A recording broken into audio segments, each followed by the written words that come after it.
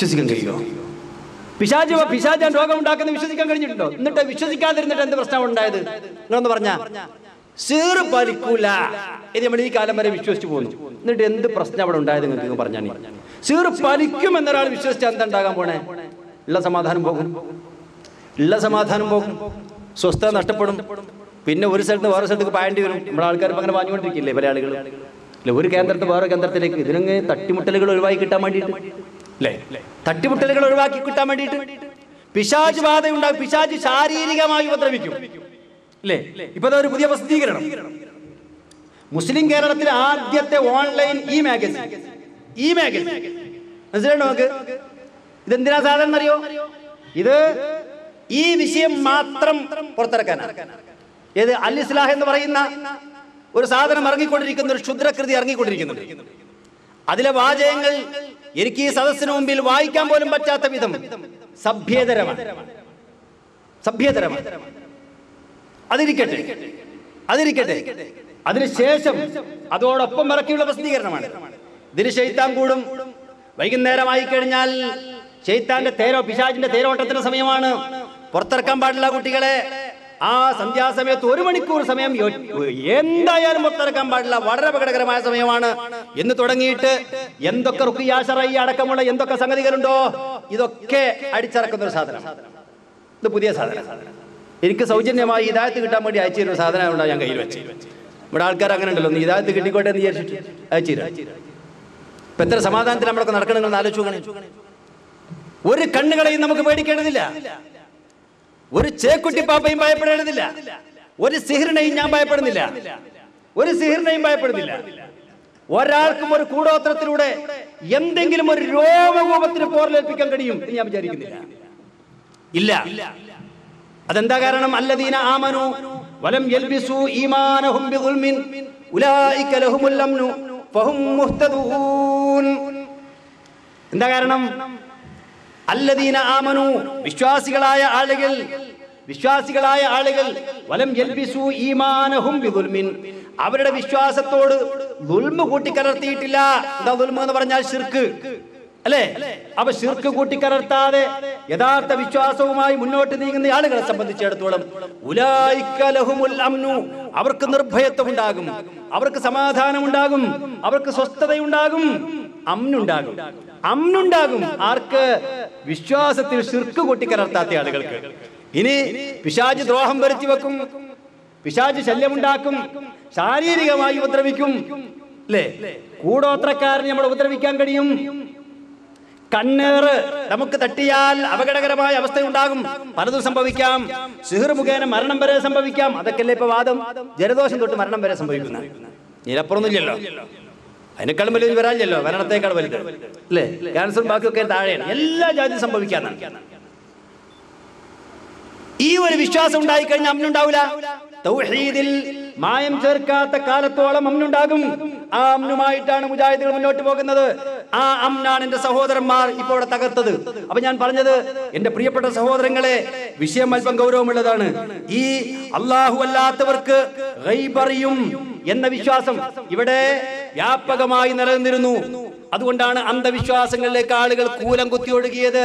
അതിന് തടയിട്ടത് അല്ലാഹു അല്ലാത്ത ശക്തികൾക്ക് ഗൈബ് അറിയില്ല എന്ന ഖുർആന്റെ മർമ്മം തൊട്ടുകൊണ്ട് ആളുകൾക്ക് വിശദീകരിച്ചു കൊടുത്തോടാ. മനസ്സിലായില്ലേ? അപ്പോഴാണ് ആളുകളിൽ മാറ്റം ഉണ്ടായത്.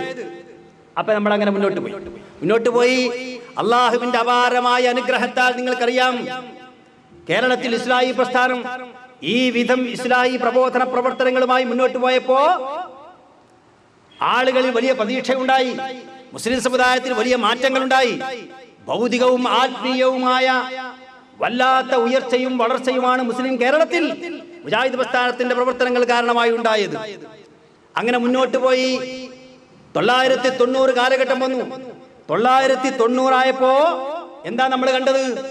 സ്വാർത്ഥ താല്പര്യത്തിന്റെ പേരിൽ ചില ആളുകൾ ഈ മഹത്തായ ആദർശ പ്രസ്ഥാനത്തെ അതിന്റെ നേരായ പാതയിൽ നിന്ന് വ്യതിചലിപ്പിക്കാനുള്ള ശ്രമങ്ങൾ ആരംഭിച്ചു. ഞാൻ ആരെയും കുറ്റപ്പെടുത്തുന്നില്ല, വ്യക്തികളെ പരാമർശിക്കാൻ ആഗ്രഹിക്കുന്നില്ല. 90കളിൽ നടന്നിട്ടുള്ള ജുഗുപ്സാവഹമായ നീക്കങ്ങളെ സംബന്ധിച്ച് അന്ന് എടവണ്ണ ജാമിയ നദവിയായിൽ ഒരു അധ്യാപകനായി സേവനം ചെയ്യുന്ന ഒരാളെന്ന നിലക്ക് എനിക്ക് കൃത്യമായ ധാരണയുള്ളത് കൊണ്ടാണ് ഞാനത് പറയുന്നത്. ആരൊക്കെയാണ് അതിന്റെ പിന്നിൽ അന്ന് പ്രവർത്തിച്ചത് എന്ന് ഇപ്പൊ ഞാൻ പേരെടുത്ത് പറയുന്നില്ല. എനിക്ക് ഇപ്പോഴും ഒരു പ്രതീക്ഷയുണ്ട്, ഇസ്ലാഹി പ്രസ്ഥാനം അതിന്റെ നല്ല കാലത്തേക്ക് മടങ്ങുമെന്ന്. ഈ പ്രസ്ഥാനത്തെ ബടക്കാക്കി തനിക്കാക്കാൻ വേണ്ടി ഇറങ്ങിത്തിരിച്ചിട്ടുള്ള ആളുകളിൽ അല്പമെങ്കിലും സാത്വികന്മാരായ ആളുകളുണ്ട് എന്ന് ഞാൻ മനസ്സിലാക്കുന്നു. നല്ലവരായ ഇഖ്ലാസുള്ള പണ്ഡിതന്മാർ ഉണ്ട് എന്ന് ഞാൻ മനസ്സിലാക്കുന്നു. അതുകൊണ്ട് ആ പണ്ഡിതന്മാർക്ക് തിരിച്ചറിവുണ്ടാവുകയും തങ്ങളുടെ സ്വാർത്ഥ താല്പര്യത്തെക്കാൾ വലുത് നാളെ പടച്ച തമ്പുരാന്റെ കോടതിയിലെ വിചാരണയായി കാണുകയും ആ വിചാരണയിൽ വിജയിക്കലാണ് ഏറ്റവും വലുത് എന്ന് മനസ്സിലാക്കുകയും സ്വർഗീയ ജീവിതം ശാശ്വത ജീവിതമാണ്, ആ സ്വർഗീയ ജീവിതമാണ് നമുക്ക് ഏറ്റവും പ്രധാനമെന്ന് തിരിച്ചറിയുകയും ചെയ്തുകൊണ്ട് ഉത്തരവാദപ്പെട്ട നേതാക്കന്മാരും പണ്ഡിതന്മാരും ഒക്കെ ഈ ഇസ്ലാഹി പ്രസ്ഥാനത്തിന്റെ ആദ്യകാല പ്രഭാവം വീണ്ടെടുക്കാൻ നമ്മോടൊപ്പം വന്നു ചേരുമെന്ന പ്രതീക്ഷ നിലനിൽക്കുന്നത് കൊണ്ടാണ് ഞാൻ പലരുടെയും പേരുകൾ പരാമർശിക്കാത്തത്. വേദനിപ്പിക്കരുതല്ലോ എന്ന് കരുതിയിട്ടാണ്, ബോധപൂർവമാണ് ഞാൻ ഈ പറഞ്ഞത്. ഒരു പക്ഷേ 2000-ന് ശേഷമുള്ള കഥകൾ നിങ്ങൾക്കറിയാം. എടവണ്ണ ജാമിയ നദവിയായിൽ ജോലി ചെയ്തിരുന്ന ഒരാളെന്ന നിലക്ക് ബഹുമാന്യനായ ആദരണീയനായ എന്റെ ഗുരുനാഥനും കൂടിയായിട്ടുള്ള ഞാൻ എന്നുവെന്നും ബഹുമാനിക്കുന്ന AP അബ്ദുൽ ഖാദർ മൗലവിയോടൊപ്പം അദ്ദേഹത്തിന്റെ കീഴിൽ ഒരു സഹപ്രവർത്തകനായി ജോലി ചെയ്തിരുന്ന ഒരാളെന്ന നിലക്ക് ആദരണീയനായ അബ്ദുറഹ്മാൻ സലഫിയുടെ വിനീത ശിഷ്യനായും പിന്നീട് അദ്ദേഹത്തിന്റെ സഹപ്രവർത്തകനായും ജോലി ചെയ്തിരുന്ന ഒരാൾ എന്ന നിലക്ക് എനിക്ക് ചിലതൊക്കെ പറയാനാകും എന്ന് മാത്രമേ ഈ സമയത്ത് ഞാൻ പറയുന്നുള്ളൂ.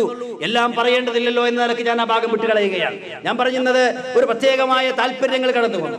അത് ഇസ്ലാഹി പ്രസ്ഥാനത്തിന്റെ ആദ്യകാല നായകന്മാർക്കും നേതാക്കന്മാർക്കും ഇല്ലാത്ത താല്പര്യങ്ങളായിരുന്നു. പടച്ച തമ്പുരാന്റെ പ്രീതിയും പ്രതിഫലവും മാത്രം ആഗ്രഹിച്ചുകൊണ്ടാണ് ഇസ്ലാഹി നേതാക്കന്മാരും പണ്ഡിതന്മാരും ഈ രംഗത്ത് പ്രവർത്തിച്ചു പോകുന്നത്. അന്ന് നേതൃസ്ഥാനത്തേക്ക് തെരഞ്ഞെടുക്കപ്പെടുമ്പോ കണ്ണീർ കണങ്ങൾ കവിൾത്തടങ്ങളിലൂടെ ചാലിട്ടൊടുക്കുന്ന അവസ്ഥയിലാണ് അവർ നേതൃസ്ഥാനത്തേക്ക് തെരഞ്ഞെടുക്കപ്പെട്ടപ്പോ അതിനുശേഷം ആളുകളെ സംബോധന ചെയ്തു. കൃത്യമായി എനിക്ക് ഓർമ്മയുണ്ട്. ഒരു 25 കൊല്ലക്കാലമായി കേരള നദ്വത്തുൽ മുജാഹിദീന്റെ സംസ്ഥാന ആലോചനാ സമിതി അംഗമായി അതിലൊരു മെമ്പറായി കഴിച്ചുകൂട്ടാൻ മഹാഭാഗ്യമുണ്ടായിട്ടുള്ള ഒരാൾ എന്ന നിലയ്ക്ക് ഞാൻ അങ്ങനെയാണ് ഇതിനെ കാണുന്നത്. എടവണ്ണ ജാമിയ നദവിയായിൽ ഫൈനൽ വിദ്യാർത്ഥിയായി പഠിക്കുന്ന കാലം തൊട്ട് കേരള നദ്വത്തുൽ മുജാഹിദീന്റെ സംസ്ഥാന കൗൺസിലറായി പ്രവർത്തിക്കാനുള്ള ഭാഗ്യം ഉണ്ടായിട്ടുണ്ട്. അന്ന് AP അബ്ദുൽ ഖാദർ മൗലവിയോടൊപ്പം മഹാനായ MP അബ്ദുൽ ഖാദർ മൗലവിയോടൊപ്പം കൗൺസിലിൽ പങ്കെടുക്കാൻ വേണ്ടി ഒരു വിദ്യാർത്ഥിയായി പോകാനുള്ള മഹാഭാഗ്യം ഉണ്ടായിട്ടുണ്ട്. അതുകൊണ്ടാണ് ഞാൻ പറയുന്നത്, ആ നേതാക്കന്മാർ അന്ന് സംസ്ഥാന സമിതിയിലേക്ക് തെരഞ്ഞെടുക്കപ്പെടുമ്പോ അവരുടെ കണ്ണീര് നമ്മൾ കണ്ടിട്ടുണ്ട്, കൂടെ കരയാൻ സാധിച്ചിട്ടുണ്ട്. ആ കാലഘട്ടം മാറിപ്പോയി.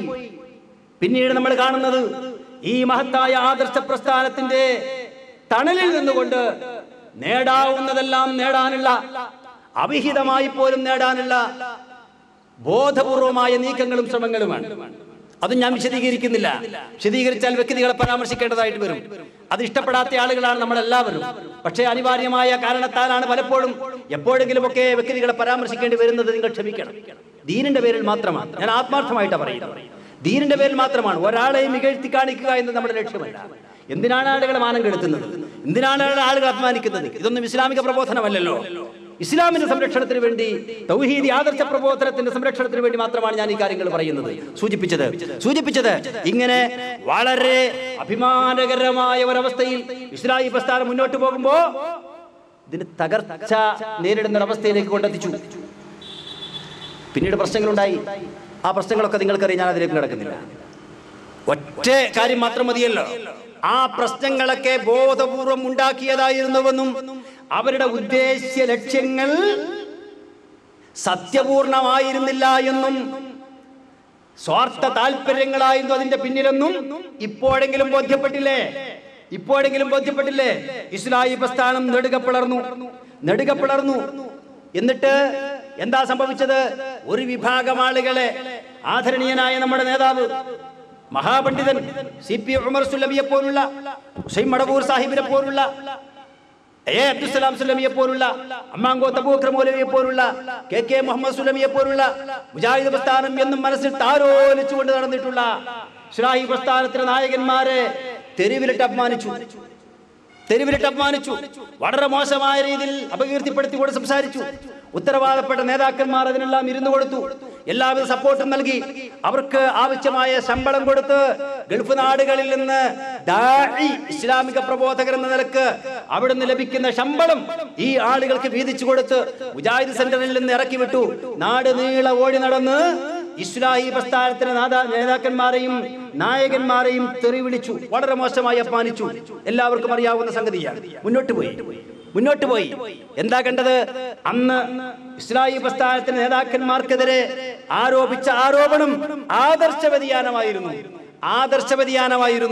ബഹുമാനനായ ഹുസൈൻ മടവൂരിനെതിരിൽ എഴുതിയിട്ടുള്ള കത്ത് ഇപ്പൊ എന്റെ കയ്യിലുണ്ട്, ഞാനത് വായിക്കുന്നില്ല. ഇത് ബയാൻ റസ്മി തുസ്ദിറുഹു ഖിയാദത്തു നദവത്തുൽ മുജാഹിദീൻ ബി കേരള നദവത്തുൽ മുജാഹിദീൻ ഔദ്യോഗികമായി പുറപ്പെടുവിക്കുന്ന ഔദ്യോഗിക വിജ്ഞാപനം എന്ന് പറഞ്ഞിട്ട് അറബിയിൽ തയ്യാറാക്കിയ കത്തുകളുടെ പേജുകളാണ് എന്റെ പക്കലുള്ളത്.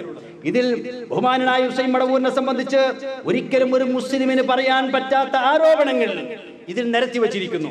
അദ്ദേഹം നിരീശ്വരവാദിയാണ്, മുൽഹിദാണ് ഇതിലുണ്ട്. മതവുമായി അദ്ദേഹത്തിന് യാതൊരു ബന്ധവുമില്ല എന്നതിലൊരു വായിച്ചർത്ഥം പറയാൻ സമയമില്ലാത്തത് കൊണ്ടാണ്. മുൽഹിദാണ് അദ്ദേഹം, തീവ്രവാദിയാണ്, ഭീകരവാദിയാണ്. നാട്ടിൽ മാത്രമല്ല, കേരളത്തിൽ മാത്രമല്ല, അദ്ദേഹം വിദേശ രാജ്യത്ത് പഠനം നടത്തിക്കൊണ്ടിരിക്കുമ്പോൾ തന്നെ അവിടുത്തെ തീവ്രവാദികളുമായി ഭീകരവാദികളുമായി സഹകരിച്ച് അറേബ്യൻ ഭരണകൂടത്തെ അട്ടിമറിക്കാൻ വേണ്ടി ശ്രമിച്ച അട്ടിമറി വിദ്വാനാണ്, ഭീകരവാദിയാണ്. ഹുസൈൻ മടവൂർ എന്ന് ഇതാ ഖുറൂജുൽ മാരിഖ് ഹുസൈൻ അബൂബക്കർ കോയ നിങ്ങൾക്ക് പരിചയമുണ്ടല്ലോ, ഞാൻ പരിചയപ്പെടുന്നത് എന്നേക്കാൾ കൂടുതൽ പരിചയമുള്ള ആളുകളാ നിങ്ങൾ. ആ ഹുസൈൻ മടവൂരിനെ കുറിച്ച് ഹെഡിങ് തന്നെ കൊടുത്തത് മാരിക്കായ ഹുസൈൻ എന്നാണ്. മാരിഖ് എന്ന് പറഞ്ഞാൽ പരിശുദ്ധ ഇസ്ലാമിന്റെ മാർഗത്തിൽ നിന്ന്, ഇസ്ലാമിന്റെ പാതയിൽ നിന്ന് പരിപൂർണമായും വ്യതിചലിച്ചു പോയവൻ, തെറ്റിപ്പോയവൻ, അതാണ് മാരിഖ്. നിങ്ങൾ ലോകത്ത് കിട്ടുന്ന ഏതേത് ഡിക്ഷണറികൾ പരിശോധിച്ചോ, ആ ഡിക്ഷണറികളിൽ മുഴുവൻ കാണാൻ കഴിയുക അൽ ഖാരിജു അൻ ഹുദൂദില്ലാ, അൽ ഖാരിജു അനിൽ മില്ല, മുസ്ലിം സമുദായത്തിന് പുറത്തു പോയവൻ എന്നാണ്. ഇസ്ലാമിന്റെ അതിർവരമ്പുകൾ മുഴുവൻ ചവിട്ടി വധിച്ച് കടന്നുപോയവൻ. ആ വാക്കുപയോഗിച്ചുകൊണ്ട് ഹെഡിങ് കൊടുത്തിട്ട് അതിന്റെ ശേഷം ഈ എഴുതി പിടിപ്പിച്ച വാചകങ്ങൾ എനിക്ക് നിങ്ങളുടെ മുമ്പിൽ വികാരാധീനായിക്കൊണ്ടല്ലാതെ വായിച്ചു കേൾപ്പിക്കാൻ കഴിയില്ല. അതുകൊണ്ട് ഞാൻ വായിക്കുന്നില്ല. അത് വായിച്ചു പറഞ്ഞാൽ എനിക്കൊരു പക്ഷേ കുറച്ചുകൂടി വൈകാരികമായി സംസാരിക്കേണ്ടതായിട്ട് വരും എന്നുള്ളത് കൊണ്ടാണ് ഞാൻ വായിക്കാത്തത്. ഞാൻ വായിച്ചു വല്ലാതെ വിഷമിച്ചിട്ടുണ്ട്. ഇതിന്റെ അടിയിൽ ആരാ ഒപ്പിട്ടത്? എന്റെ പ്രിയപ്പെട്ട ആദരണീയനായ AP ആണ് ഒന്ന് ഒപ്പിട്ടത്. അബ്ദുൽ ഖാദർ സൈനുദ്ദീൻ അൽ ഫാറൂഖി അൽ അമീനുൽ ആം നദവത്തുൽ മുജാഹിദീൻ ബി കേരള, AP അബ്ദുൽ ഖാദർ മൗലവി. ഞാൻ എന്റെ സംസാരത്തിൽ പലയിടങ്ങളിൽ കത്ത് വെച്ച് ചോദിച്ചിട്ടുണ്ട്, ബഹുമാനനായ AP, അങ്ങേക്ക് പക്ഷെ ക്ഷമാപണം നടത്തണമെന്ന് ഇന്നേ വരെ തോന്നിയിട്ടുണ്ടോ? അങ്ങനെ എനിക്ക് ചോദിക്കാനുള്ള യോഗ്യതയൊന്നുമില്ല. എന്നാലും ഒരു ഇസ്ലാമിക പ്രബോധകൻ എന്ന നിലക്ക്, എളിയ രീതിയിൽ അരങ്ങത്ത് പ്രവർത്തിച്ചു കൊണ്ടിരിക്കുന്ന ഒരാളെന്ന നിലക്ക്, മുജാഹിദ് പ്രസ്ഥാനത്തോട് പ്രതിബദ്ധതയുള്ള ഒരാളെന്ന നിലക്ക് ചോദിച്ചു പോവുകയാണ്, അങ്ങേക്ക് എപ്പോഴെങ്കിലും അങ്ങനെ തോന്നിയിട്ടുണ്ടോ? ഹുസൈൻ മടവൂരിനെ പല വേദികളിൽ വെച്ച് കണ്ടിട്ടുണ്ടല്ലോ, അങ്ങയെക്കുറിച്ച് ഞാൻ ഇങ്ങനെ പറഞ്ഞിട്ടുണ്ട്, അറേബ്യൻ നാടുകളിലേക്ക് മുഴുവൻ ഈ കത്ത് ഞാൻ അയച്ചു കൊടുത്തിട്ടുണ്ട്, ക്ഷമിക്കണം. പറഞ്ഞിട്ടുണ്ടോ എപ്പോഴെങ്കിലും? ഇതൊരു മുസൽമാന്റെ ബാധ്യതയല്ലേ? മറ്റൊരാൾ ഒപ്പുവെച്ചതാരാ? ഒരാൾ ഒപ്പുവെച്ചത് അബ്ദുള്ള കോയ മദനി, റഈസ് നദവത്തുൽ മുജാഹിദീൻ ബി കേരള, കേരള നദവത്തുൽ മുജാഹിദീന്റെ പ്രസിഡന്റ് ആയിട്ടുള്ള അബ്ദുള്ള കോയ മദനിയാണ്. ബഹുമാനനായ അബ്ദുള്ള കോയ മദനിക്ക് ഇപ്പോ അദ്ദേഹം കരഞ്ഞ് നടക്കുന്നു എന്ന് നമ്മൾ കാണുന്നുണ്ട്, വേദന നമുക്ക് തോന്നുന്നുണ്ട്. പക്ഷേ അദ്ദേഹത്തിനും ഈ ഗുരുതരമായ അപരാധം ഹുസൈൻ മടവൂരിനോട് ചെയ്തിട്ട് ഇന്നേ വരെ ക്ഷമാപണം നടത്താനുള്ള സന്മനസ്സുണ്ടായിട്ടില്ല എന്നോർക്കുമ്പോ നമുക്ക് അദ്ദേഹത്തോട് അല്പം വിഷമവും തോന്നുന്നുണ്ട്. തോന്നാതിരിക്കുക ഞാൻ പറയുന്നത്. അതിനൊക്കെ ഇതാ ഇപ്പോ എവിടെയായിത്തേത്? മഹാനായ റസൂലുള്ളാഹിയുടെ ഒരു ഹദീസുണ്ട്, ബുഖാരിയിൽ വന്ന ഹദീസൊക്കെ ചങ്ക് തൊടാതെ വിഴുങ്ങണം എന്നല്ലേ നമ്മുടെ വിശ്വാസം, എന്നല്ലേ നമ്മുടെ ആളുകൾ പ്രചരിപ്പിക്കുന്നത്. ബുഖാരിയിൽ വന്നിട്ടുള്ള ഹദീസുകൾ അത് വിശുദ്ധ ഖുർആനിന് എതിരാണെങ്കിൽ, സ്വഹീഹുൽ ബുഖാരിയിലാണെങ്കിൽ പോലും അത് ജീവിതത്തിൽ വിശ്വാസത്തിന്റെ ഭാഗമായി, ആചാരത്തിന്റെ ഭാഗമായി കൊണ്ടു നടക്കരുത് എന്ന് കൃത്യമായി നമ്മൾ പറഞ്ഞതിന്റെ അടിസ്ഥാനത്തിൽ ഖുർആൻ പറഞ്ഞതിന് വിരുദ്ധമായി ഹദീസ് കണ്ടാൽ സ്വഹീഹുൽ ബുഖാരിയിലല്ല അതിനപ്പുറം വല്ല ബുഖാരിയും ഉണ്ടെങ്കിൽ തന്നെ അത് മാറ്റിവെക്കണമെന്ന് നമ്മൾ പറയുന്നു, ഇന്നും പറയുന്നു, ആവർത്തിച്ചു പറയുന്നു. അത് പറഞ്ഞതിന്റെ പേരിൽ ഹദീസ് നിഷേധി എന്ന ഒരു ഓമന പേര് കൂടി നൽകിയിട്ട് ഈ ആദർശ വ്യതിയാനത്തിന് കോൺക്രീറ്റ് ഇട്ട ആളുകൾ എവിടെയാണ് എത്തിയത്? ആ സ്വഹീഹുൽ ബുഖാരിയിൽ ഹദീസാണ് ഞാൻ വായിക്കുന്നത്. അന്നഹു സമിഅ നബി സല്ലല്ലാഹു അലൈഹി വസല്ലം, അബൂ ദർ റളിയല്ലാഹു അൻഹു ധരിക്കുന്നു, അല്ലാഹുവിന്റെ റസൂൽ പറഞ്ഞതായി അദ്ദേഹം കേൾക്കുകയുണ്ടായി, യഖൂൽ യാ ലാ യർമി റജുലുൻ റജുലൻ ബിൽ ഫുസൂഖ്, ഏതെങ്കിലും ഒരാൾ മറ്റൊരാളെ കുറിച്ച് തമ്മാടിയാണ്, തോന്നിയാസിയാണ്, ഇതൊക്കെ കണ്ടിട്ടോ, തോന്നിയാസിയാണ്, തമ്മാടിയാണ്, അദ്ദേഹം ഒരു മതവിശ്വാസിയല്ല. ഈ കത്തിലുള്ള എന്താ അറിയോ, ഞാനൊരു മതബോധമുള്ള മതവിശ്വാസിയല്ല എന്ന് അദ്ദേഹം KNMന്റെ ഉത്തരവാദപ്പെട്ട ഒരു ബോഡിയുടെ മുമ്പിൽ സമ്മതിച്ചിട്ടുണ്ട്, സ്വയം സമ്മതിച്ചിട്ടുണ്ട് എന്ന് ഈ കത്തിലുണ്ട്. എവിടെയാ പറഞ്ഞത്? സീമടപുരം സമ്മതിച്ചോ? മുജാഹിദ് സെന്റർ കയറി വന്നിട്ട് നന്മണ്ടയിലുള്ള എന്റെ പ്രിയപ്പെട്ട മുജാഹിദ് സഹോദരങ്ങൾ തെറ്റിദ്ധരിച്ചിട്ട്, ഈ ഇരിക്കുന്ന സഹോദരങ്ങളെ തെറ്റിദ്ധരിച്ച് അപ്പുറത്ത് നിൽക്കുന്ന സഹോദരങ്ങളുണ്ടെങ്കിൽ ഈ കത്തിന്റെ കോപ്പി വേണമെങ്കിൽ നിങ്ങൾക്ക് തരാം. എന്നിട്ട് മുജാഹിദ് സെന്ററിൽ കയറി ചെല്ലുക. എപ്പി അങ്ങ് എഴുതിയതാണോ ഈ കത്ത്? 2002 എഴുതിയ കത്താ ഞാൻ ഈ വായിച്ചത്. വർഷം 8 പിന്നിട്ടു. പക്ഷാതാപബോധം ഉണ്ടായിട്ടില്ല. അതിന്റെ കെടുതികളാണ് അനുഭവിച്ചുകൊണ്ടിരിക്കുന്നത്. ഞാൻ പറഞ്ഞത് ഇമാം ബുഖാരി ഉദ്ധരിച്ച സ്വഹീഹായ ഹദീസ് അല്ലേ? സ്വഹീഹായ ഹദീസ്. ഏതെങ്കിലും ഒരാളെ പറ്റി അയാൾ ഫാസിക്കാണെന്ന് പറഞ്ഞാൽ വലാ യർമിഹി ബികുഫ്ർ, അല്ലെങ്കിൽ അയാൾ നിഷേധിയാണ്, ദൈവവിശ്വാസമല്ലാത്തവനാണ്, അവിശ്വാസമല്ലാത്തവനാണ്, ദീനില്ലാത്തവനാണെന്ന് പറഞ്ഞാൽ ഇല്ലർത്തദ്ദത് അലൈഹി, ആ ആരോപണം സ്വന്തത്തിലേക്ക് തന്നെ തിരിച്ചു വരും. ഇല്ലം യകുൻ സ്വാഹിബുഹു കദാലിക, ആരോപിതനായ ആൾ, ആരോപിക്കപ്പെട്ടയാൾ അങ്ങനെയല്ലെങ്കിൽ അയാൾ ഫാസിക്കല്ല, അയാൾ കാഫിറല്ല, നിഷേധിയല്ല, മുൽഹിദല്ല, മനസ്സിലായോ? ദീനി വിരുദ്ധനല്ല. എന്നിട്ട് അയാളെ കുറിച്ചായി പറഞ്ഞതെങ്കിൽ ആരാണോ ആരോപിച്ചത് അയാളിലേക്ക് ആരോപണം തിരിച്ചു വരും എന്ന് റസൂലുള്ളാഹി പറഞ്ഞ വല്ലാത്തൊരു പ്രവചനമാണത്. സ്വഹീഹുൽ ബുഖാരി പരിശോധിച്ചു നോക്ക്. വന്നില്ലേ? എന്തൊക്കെയാ തിരിച്ചു വന്നത്? ഇനി എന്താ ബാക്കി? അന്ന് നമ്മളെ പറ്റി പറഞ്ഞത് ഇഖ്വാനിസമാണ്, സുറൂരിസമാണ്, തറാവീഹ് 23. ഹുസൈൻമടവൂരിനെ പറ്റി കൂട്ടരെ പറഞ്ഞ കാര്യല്ലേ, ഈ നന്മണ്ടക്കാരെങ്കിലും വിശ്വസിക്കാതിരിക്കേണ്ടേ ഏറ്റവും ചുരുങ്ങിയത്. ഇന്നോട് പല ആളുകൾ വന്ന് ചോദിച്ചു, ഹുസൈൻമടവൂർ തറാവീഹ് 23 നിസ്കരിച്ചൂലേ? എൻ്റെ നാട്ടിലൊക്കെ വ്യാപകമായ പ്രചാരണം. സാധുക്കൾ അങ്ങനെ തറാവീഹ് 23 നിസ്കരിക്കാന്നാണ് സബീൽ മുബക്കാത്ത് പെട്ടാണെന്നല്ലേ നമ്മളെ ആളുകളുടെ വിശ്വാസം. അങ്ങനെയാണ് വിശ്വാസം. പിന്നെ ഹുസൈൻ സലഫി പറഞ്ഞപ്പോഴല്ലേ സബീൽ മുബക്കാത്തൊന്നല്ല എന്ന് ആളുകൾക്ക് മനസ്സിലായത്. ഒരു മൂപ്പർ 23 കരിച്ചു എന്നുള്ളതുകൊണ്ട് ദീന്ന് പുറത്തു പോകുന്നില്ല എന്ന് മൂപ്പർ പറഞ്ഞപ്പോഴേ നമ്മൾ ആളുകൾ സമാധാനമായത്. അതുവരെ മുജാഹിദുകൾ അങ്ങനെ തന്നെ വിശ്വസിച്ചിരുന്നത്. അപ്പൊ അങ്ങനത്തെ ഒരു വിശ്വാസം ആളുകൾക്കിടയിൽ നിലനിൽക്കെ ഇത് പറയുമ്പോൾ ആളുകൾ തെറ്റിയിരിക്കും ഹുസൈൻ മടവൂരിനെ. പിന്നെ മീൻചന്തിയിൽ വെച്ച് മൂപ്പർ കുനൂത്തോതിയിട്ടുണ്ട്. മടവൂരിനല്ല, മീൻചന്തിന്ന്. ഒരു യാത്രാ മധ്യേ പള്ളിയിൽ കയറി, സുന്നി പള്ളിയിൽ. അങ്ങനെ മൂപ്പർ എന്താണ് സുബീക്കട നിസ്കരിച്ചപ്പോ സുബീസ്കരിച്ചില്ല എന്ന് പറഞ്ഞിട്ടില്ല കേട്ടോ. യാത്രയായ മൂപ്പർ സുബീസ്കരിച്ച യാത്രയൊന്നും പറഞ്ഞിട്ടില്ല. സുബീക്ക് മൂപ്പർ മീൻചന്തി ഇറങ്ങിയിട്ട് എന്തായി? അവിടെ കുനൂത്തോതി എന്നാ പറഞ്ഞു. നാട്ടിൽ പ്രസംഗിച്ചിരുന്നില്ലേ? പ്രസംഗിച്ച് എന്തൊക്കെയാ പറഞ്ഞത് ഇനി പറയാൻ ബാക്കിയല്ലോ ഉണ്ടോ? ഈ രീതിയിലൊക്കെ പറഞ്ഞു പോയി അല്ലേ? അങ്ങനെ ഇഖ്വാനിസം പറഞ്ഞ്, സുറൂരിസം പറഞ്ഞ് ഈ പ്രസ്ഥാനത്തെ തകർക്കാൻ വേണ്ടി കച്ചകെട്ടി ഇറങ്ങിയ ഒരാളാണ് ഹുസൈൻ മടവൂരെന്നും അയാളെ പിന്തുണക്കുന്ന ആളുകളാണ് മറ്റുള്ള ആളുകൾ, KK അടക്കമുള്ള CP അടക്കമുള്ള ആളുകളെന്നും ISM എന്ന് പറയുന്ന ചോരത്തളപ്പുള്ള ഇസ്ലാഹി പ്രസ്ഥാനത്തിൽ യുവജന പ്രസ്ഥാനം അതിന് കൂട്ടുനിൽക്കുന്നു എന്നുമൊക്കെ നാടുകളെ പ്രസംഗിച്ചു കിടന്നു. എന്താ സംഭവിച്ചത്? അവസാനം എന്റെ സഹോദരന്മാർ എത്തിപ്പെട്ടത് ആദർശ വ്യതിയാനത്തിന്റെ ആടവത്രയാണ് എന്ന് മനസ്സിലാക്കാൻ ഞാൻ അവരുടെ അപകടകരമായ വാദത്തിന്റെ ചില സാമ്പിളുകൾ മാത്രം നിങ്ങളെ കേൾപ്പിക്കട്ടെ. വിശദീകരിക്കുന്നില്ല, കേട്ടോളൂ. മനുഷ്യരുടെ ശരീരത്തിൽ ജിന്നും ശൈത്താനും കയറിക്കൂടും. നന്മണ്ടക്കാർക്ക് വേണ്ടിയിട്ടാണ് ഞാൻ പറയണേ, നന്മണ്ടക്കാർക്ക് വേണ്ടിയിട്ടായി പറയണേ. പ്ലാഗ്, അപസ്മാരം, മാനസിക രോഗങ്ങൾ എന്നിവ ശൈത്താൻ ഉണ്ടാക്കും. അപ്പോൾ അതിന് സാധാരണ ചികിത്സ മതിയാവില്ല. പിശാചിനെ അടിച്ചറക്കി ചികിത്സിക്കണം. എല്ലാ രോഗങ്ങൾക്കും ഒരു കാരണം പിശാചാണ്. എല്ലാ രോഗങ്ങളും, ലോകത്തുണ്ടാകുന്ന എല്ലാ രോഗങ്ങൾക്കും ഒരു കാരണം പിശാചാണെന്ന് പറഞ്ഞാൽ പിന്നെ എന്താ അർത്ഥം? എന്നിട്ട് അതേ നാവ് കൊണ്ട് എന്താ പറയുന്നത്? അപ്പൊ സാധാരണ ചികിത്സ മതിയാവില്ല. അപ്പൊ ഏത് മരുന്ന് കുടിക്കുകയാണെങ്കിൽ അതിലൂടെ കൂടെ എന്ത് വേണ്ടി വരും? പിശാചിനെ ആട്ടിയകറ്റാണ് ചികിത്സ വേറെ നടത്തേണ്ടി വരും. അയ്യൂബ് നബിക്ക് പോലും പിശാച് ബാധ ഉണ്ടായിട്ടുണ്ട്. അതേ നാവ് കൊണ്ട് അതേ ആളുകൾ തന്നെ പറയും, അല്ലാഹുവിൽ തവക്കുൽ ചെയ്താൽ പിശാച് ബാധ ഇല്ലാതെ മുന്നോട്ട് പോകാം, ശിർക്ക് ചെയ്യാതിരുന്നാൽ സിഹ്ർ ബാധ ഇല്ലാതെ മുന്നോട്ട് പോകാം. കൃത്യമായി പടച്ച തമ്പുരാനോട് പ്രാർത്ഥിക്കുകയും ദിക്റുകൾ ചൊല്ലുകയും അല്ലാഹുവിനെ ഓർമ്മിച്ചുകൊണ്ട് കഴിയുകയും ചെയ്താൽ, മ്യൂസിക് ഒഴിവാക്കിയാൽ, പിശാച് ബാധയുണ്ടാവൂല, സിഹർ ബാധിക്കൂല. ആരാ പറയുന്നത്? അയ്യൂബ് നബി അലൈഹിസ്സലാത്തു വസ്സലാമക്ക് പോലും പിശാച് ബാധ ഉണ്ടായി എന്ന് ഖുർആൻ ഓതി സമർത്ഥിക്കുന്ന ആളുകൾ. കുറെ നാവുകൊണ്ട വൈദ്യങ്ങൾ മനസ്സിലാക്കണം. പിന്നെന്താ പറഞ്ഞത്? നമുക്കൊരു നല്ല ജിന്നിന്റെ സപ്പോർട്ട് വേണം. ആ ജിന്ന് വാഹനാപകടങ്ങളിൽ നിന്ന് വരെ നമ്മെ രക്ഷപ്പെടുത്തും.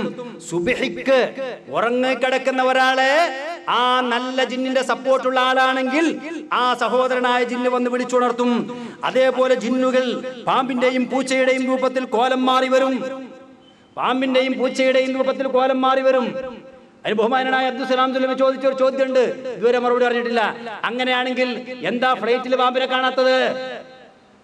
ഇതുവരെ മറുപടി അറിഞ്ഞിട്ടില്ല ഇല്ലേ? എന്താ ഫ്ലൈറ്റിൽ പൂച്ചനെ കാണാത്തത്? ജിന്നിന് എന്താ ഫ്ലൈറ്റിൽ കയറാൻ പറ്റൂലേ? ശംസുദ്ദീൻ ഭാരത് അവർ തന്നെ പറയുന്നുണ്ടല്ലോ, ജിന്ന് എന്താണ്? നമ്മൾ കപ്പൽ സഞ്ചരിക്കുമ്പോ ആ കപ്പലിൽ ജിന്നുകൾ ഉണ്ടാകും. കപ്പലിൽ ജിന്നുണ്ടാവുകയും ഈ ഫ്ലൈറ്റിൽ ജിന്നുണ്ടാവൂലേ? ആ കപ്പൽ അപകടത്തിൽപ്പെട്ടാൽ നമ്മളോടൊപ്പം ജിന്നുകളും മരിച്ചു പോകും അല്ലേ? എന്നാ ചോദിക്കട്ടെ, കോലം മാറി വരാനുള്ള കഴിവുണ്ടെങ്കിൽ, അതാ അബ്ദുസ്സലാം സുലൈമി ചോദിച്ചത്, കോലം മാറി വരാനുള്ള കഴിവുണ്ടെങ്കിൽ എന്താ ഫ്ലൈറ്റിൽ പാമ്പിനെ കാണാത്തത്? എന്താ ഫ്ലൈറ്റിൽ പൂച്ചയെ കാണാത്തത്? പൂച്ചയുടെ കോലത്ത് വരും. അവിടെ പൂച്ചനെ കാണുമ്പോ അസ്സലാമു അലൈക്കും, അസ്സലാമു അലൈക്കും, അസ്സലാമു അലൈക്കും എന്നൊരു 3 വട്ടം പറയണമെന്നൊക്കെ പറഞ്ഞില്ലേ അല്ലേ? അകത്താണ് പാമ്പിനെ കാണുന്നത്, സംശയിക്കണ്ട. അത് ഏതായിരുന്നാലും ജിന്നാകാൻ സാധ്യതയുണ്ട്.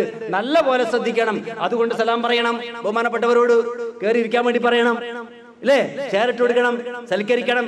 ഇതല്ലേ കേരളത്തിലെ ഇസ്ലാഹി മക്കളോടായി പ്രസംഗിച്ചത്? കേട്ടിരുന്നില്ലേ ആളുകള്? കേട്ടിരുന്നില്ലേ? ഞാൻ ആ ജാതി ഒരു പ്രസംഗം ഇവിടെ നടത്തുകയാണെങ്കിൽ നേരം മണമണും തടി സലാമത്താക്കാൻ സമ്മതിക്കും. അല്ല, നിങ്ങളത് പറഞ്ഞാണ് ഞാൻ എൻ്റെ കുട്ടികളെ മക്കളും കാണും. തടി ഇട്ടുണ്ടേ എന്താ കാരണം? നിങ്ങൾ മുജാഹിദുകളായതുകൊണ്ടാ, ശൈത്താൻ കൂടാത്തതുകൊണ്ടാ, പിശാച് ബാധ ഏൽക്കാത്തതുകൊണ്ടാ. തൗഹീദിൽ നിന്ന് കടുകിട തെറ്റിപ്പോയാൽ ഞാൻ അങ്ങനെ പ്രസംഗിച്ചാലും നിങ്ങൾ കേട്ടിരിക്കും. അയ്യൂബ് നബിക്ക് പിശാച് ബാധ ഉണ്ടായിട്ടുണ്ട്. റസൂലുള്ളാഹി ലബീദ് ഇബ്നു അസ്വദ് എന്ന് പറയുന്ന ഒരാൾ പിശാചിനെ ഉപയോഗപ്പെടുത്തി കൂടോത്രം ചെയ്തപ്പോ ആ പിശാച് ബാധ റസൂലുള്ളാഹി ഏറ്റിട്ടുണ്ട് എന്ന് പറഞ്ഞാൽ കേട്ടിരിക്കും, കേട്ടിരിക്കും. സക്കരിയ സ്വലാഹി ഞാൻ പഠിപ്പിക്കുന്ന കോളേജിന്റെ അടുത്ത് വെച്ച് പ്രസംഗിച്ചു. മുജാഹിദ് പ്രസ്ഥാനത്തിന്റെ എക്കാലഘട്ടത്തിലെയും വിശ്വാസം സിഹർ ഫലിക്കും എന്ന് തന്നെയാണ്. സിഹർ ഫലിക്കൂല എന്നത് ലോകത്തെ മുസ്ലിം യുക്തിവാദികളായിട്ടുള്ള മുഅ്തസിലിയാക്കളുടെ വാദമാണ്. അവർ മാത്രമേ വാദിച്ചിട്ടുള്ളൂ. കേരളത്തിൽ ഒരു കാലത്ത് മുജാഹിദുകൾക്ക് അത്ര വിശ്വാസം ഉണ്ടായില്ല. സിഹർ ഫലിക്കുന്നുള്ള വിശ്വാസം തന്നെ ഉണ്ടായിട്ടുള്ളത്. തൊട്ടടുത്ത ദിവസം സക്കരിയ സലാഹിയുടെ പ്രസംഗം ഇട്ടിട്ട് നമ്മൾ കേൾപ്പിച്ചു. ബഹുമാനനായ സക്കരിയ, ഞാനും നീയൊക്കെ ഒരുമിച്ച് പഠിക്കുന്ന കാലത്ത്, ഒരുമിച്ച് ജാമിഅ നബവിയിൽ പഠിക്കുന്ന കാലത്ത് പ്രസംഗിച്ചു കിടന്ന ഓർമ്മല്ലേ? അവിടുന്ന് ഇറങ്ങിയ ശേഷം നമ്മൾ ഒരുമിച്ച് പ്രസംഗിച്ചു കിടന്ന ഓർമ്മല്ലേ? അന്ന് പ്രസംഗിച്ച് ചെയ്ത കോപ്പിയാണല്ലോ ഇത്. അന്നെന്താ അങ്ങ് പറഞ്ഞത്? സിഹർ ഫലിക്കുന്നാണോ? സിഹർ ഫലിക്കുന്നാണോ? പൊട്ടിത്തിരിക്കുന്നാണോ? ഒടിയനും ഗുളികൻ തേരനുമൊക്കെ കുട്ടിച്ചാത്തനുമൊക്കെ നമ്മളെ വഴി വഴിപ്പിച്ച് കൊണ്ടുപോകും, വഴിമാറി സഞ്ചരിപ്പിക്കും എന്നാണോ പ്രസംഗിച്ചത്? അതല്ല, ഈ ഒരു കുട്ടിച്ചാത്തനും വഴി വഴിപ്പിക്കാൻ കഴിയില്ല, എന്നെ പൊട്ടിത്തിരിച്ചൊന്ന് കൊണ്ടുപോകട്ടെ, പൊട്ടിത്തിരിച്ചൊന്ന് കൊണ്ടുപോകട്ടെ എന്നല്ലേ വെല്ലുവിളിച്ചത് എന്നൊക്കെ ചോദിച്ചപ്പോൾ അതിനൊന്നും മറുപടിയില്ല, അതിനൊന്നും മറുപടിയില്ല. മുജാഹിദ് പ്രസ്ഥാനത്തിന്റെ എക്കാലഘട്ടത്തിലെ വിശ്വാസം എങ്ങനെയാണെന്നാണ്. അപ്പൊ പാമ്പിനെ കണ്ടാൽ വീട്ടിനകത്ത് കാണപ്പെടുന്ന പാമ്പാണെങ്കിൽ 3 പ്രാവശ്യം പോ പാമ്പേ, പോ പാമ്പേ, പോ പാമ്പേ എന്നിങ്ങനെ പറഞ്ഞുകൊണ്ടിരിക്കണം. മാത്രമല്ല, ജിന്നുകൾ മനുഷ്യ സ്ത്രീകളുമായി ലൈംഗിക ബന്ധം പുലർത്തും. ജിന്നുകൾക്ക് മനുഷ്യ സ്ത്രീയിൽ കുട്ടികൾ ജനിക്കും. വാദങ്ങളാണ്, വാദിച്ചിട്ടില്ലേ? തെളിവുകൾ മുന്നിൽ വെച്ചുകൊണ്ടാണ് ഞാനിത് പറയുന്നത്. നേരത്തെ എന്റെ സഹോദരൻ ജാഫർ വാണിമൽ സൂചിപ്പിച്ചതുപോലെ തേങ്ങയിടുമ്പോ, മേശ നീക്കുമ്പോ ജിന്ന് മരിച്ചു പോകാൻ സാധ്യതയുണ്ട്. സൂക്ഷിച്ചു നീക്കണം, സൂക്ഷിച്ചു നീക്കണം.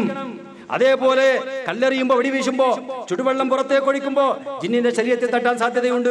അപ്പോൾ ജിന്നുകൾ പ്രതികരിക്കും, ഉപദ്രവിക്കാനിടയുണ്ട്, മേലൊക്കെ ചാടിക്കടിക്കും. സക്കരിയ സലാഹിക്ക് വരെ വിശ്വാസം ഉണ്ടായില്ലേ? നിങ്ങൾ എങ്ങനെ പ്രസംഗിച്ചു മനുഷ്യനാണ്, ഈ അനുഭവം തോന്നാൻ എങ്ങനെ ഇവർക്ക് പറയാൻ കഴിയണം. ഞാനിപ്പോൾ ഒരു പ്രസംഗം കേട്ടു. പലയിടങ്ങളും ഇപ്പോൾ ഇവർ ആ ക്ലിപ്പിംഗ് നമ്മൾ ഇട്ടിട്ടുണ്ട്.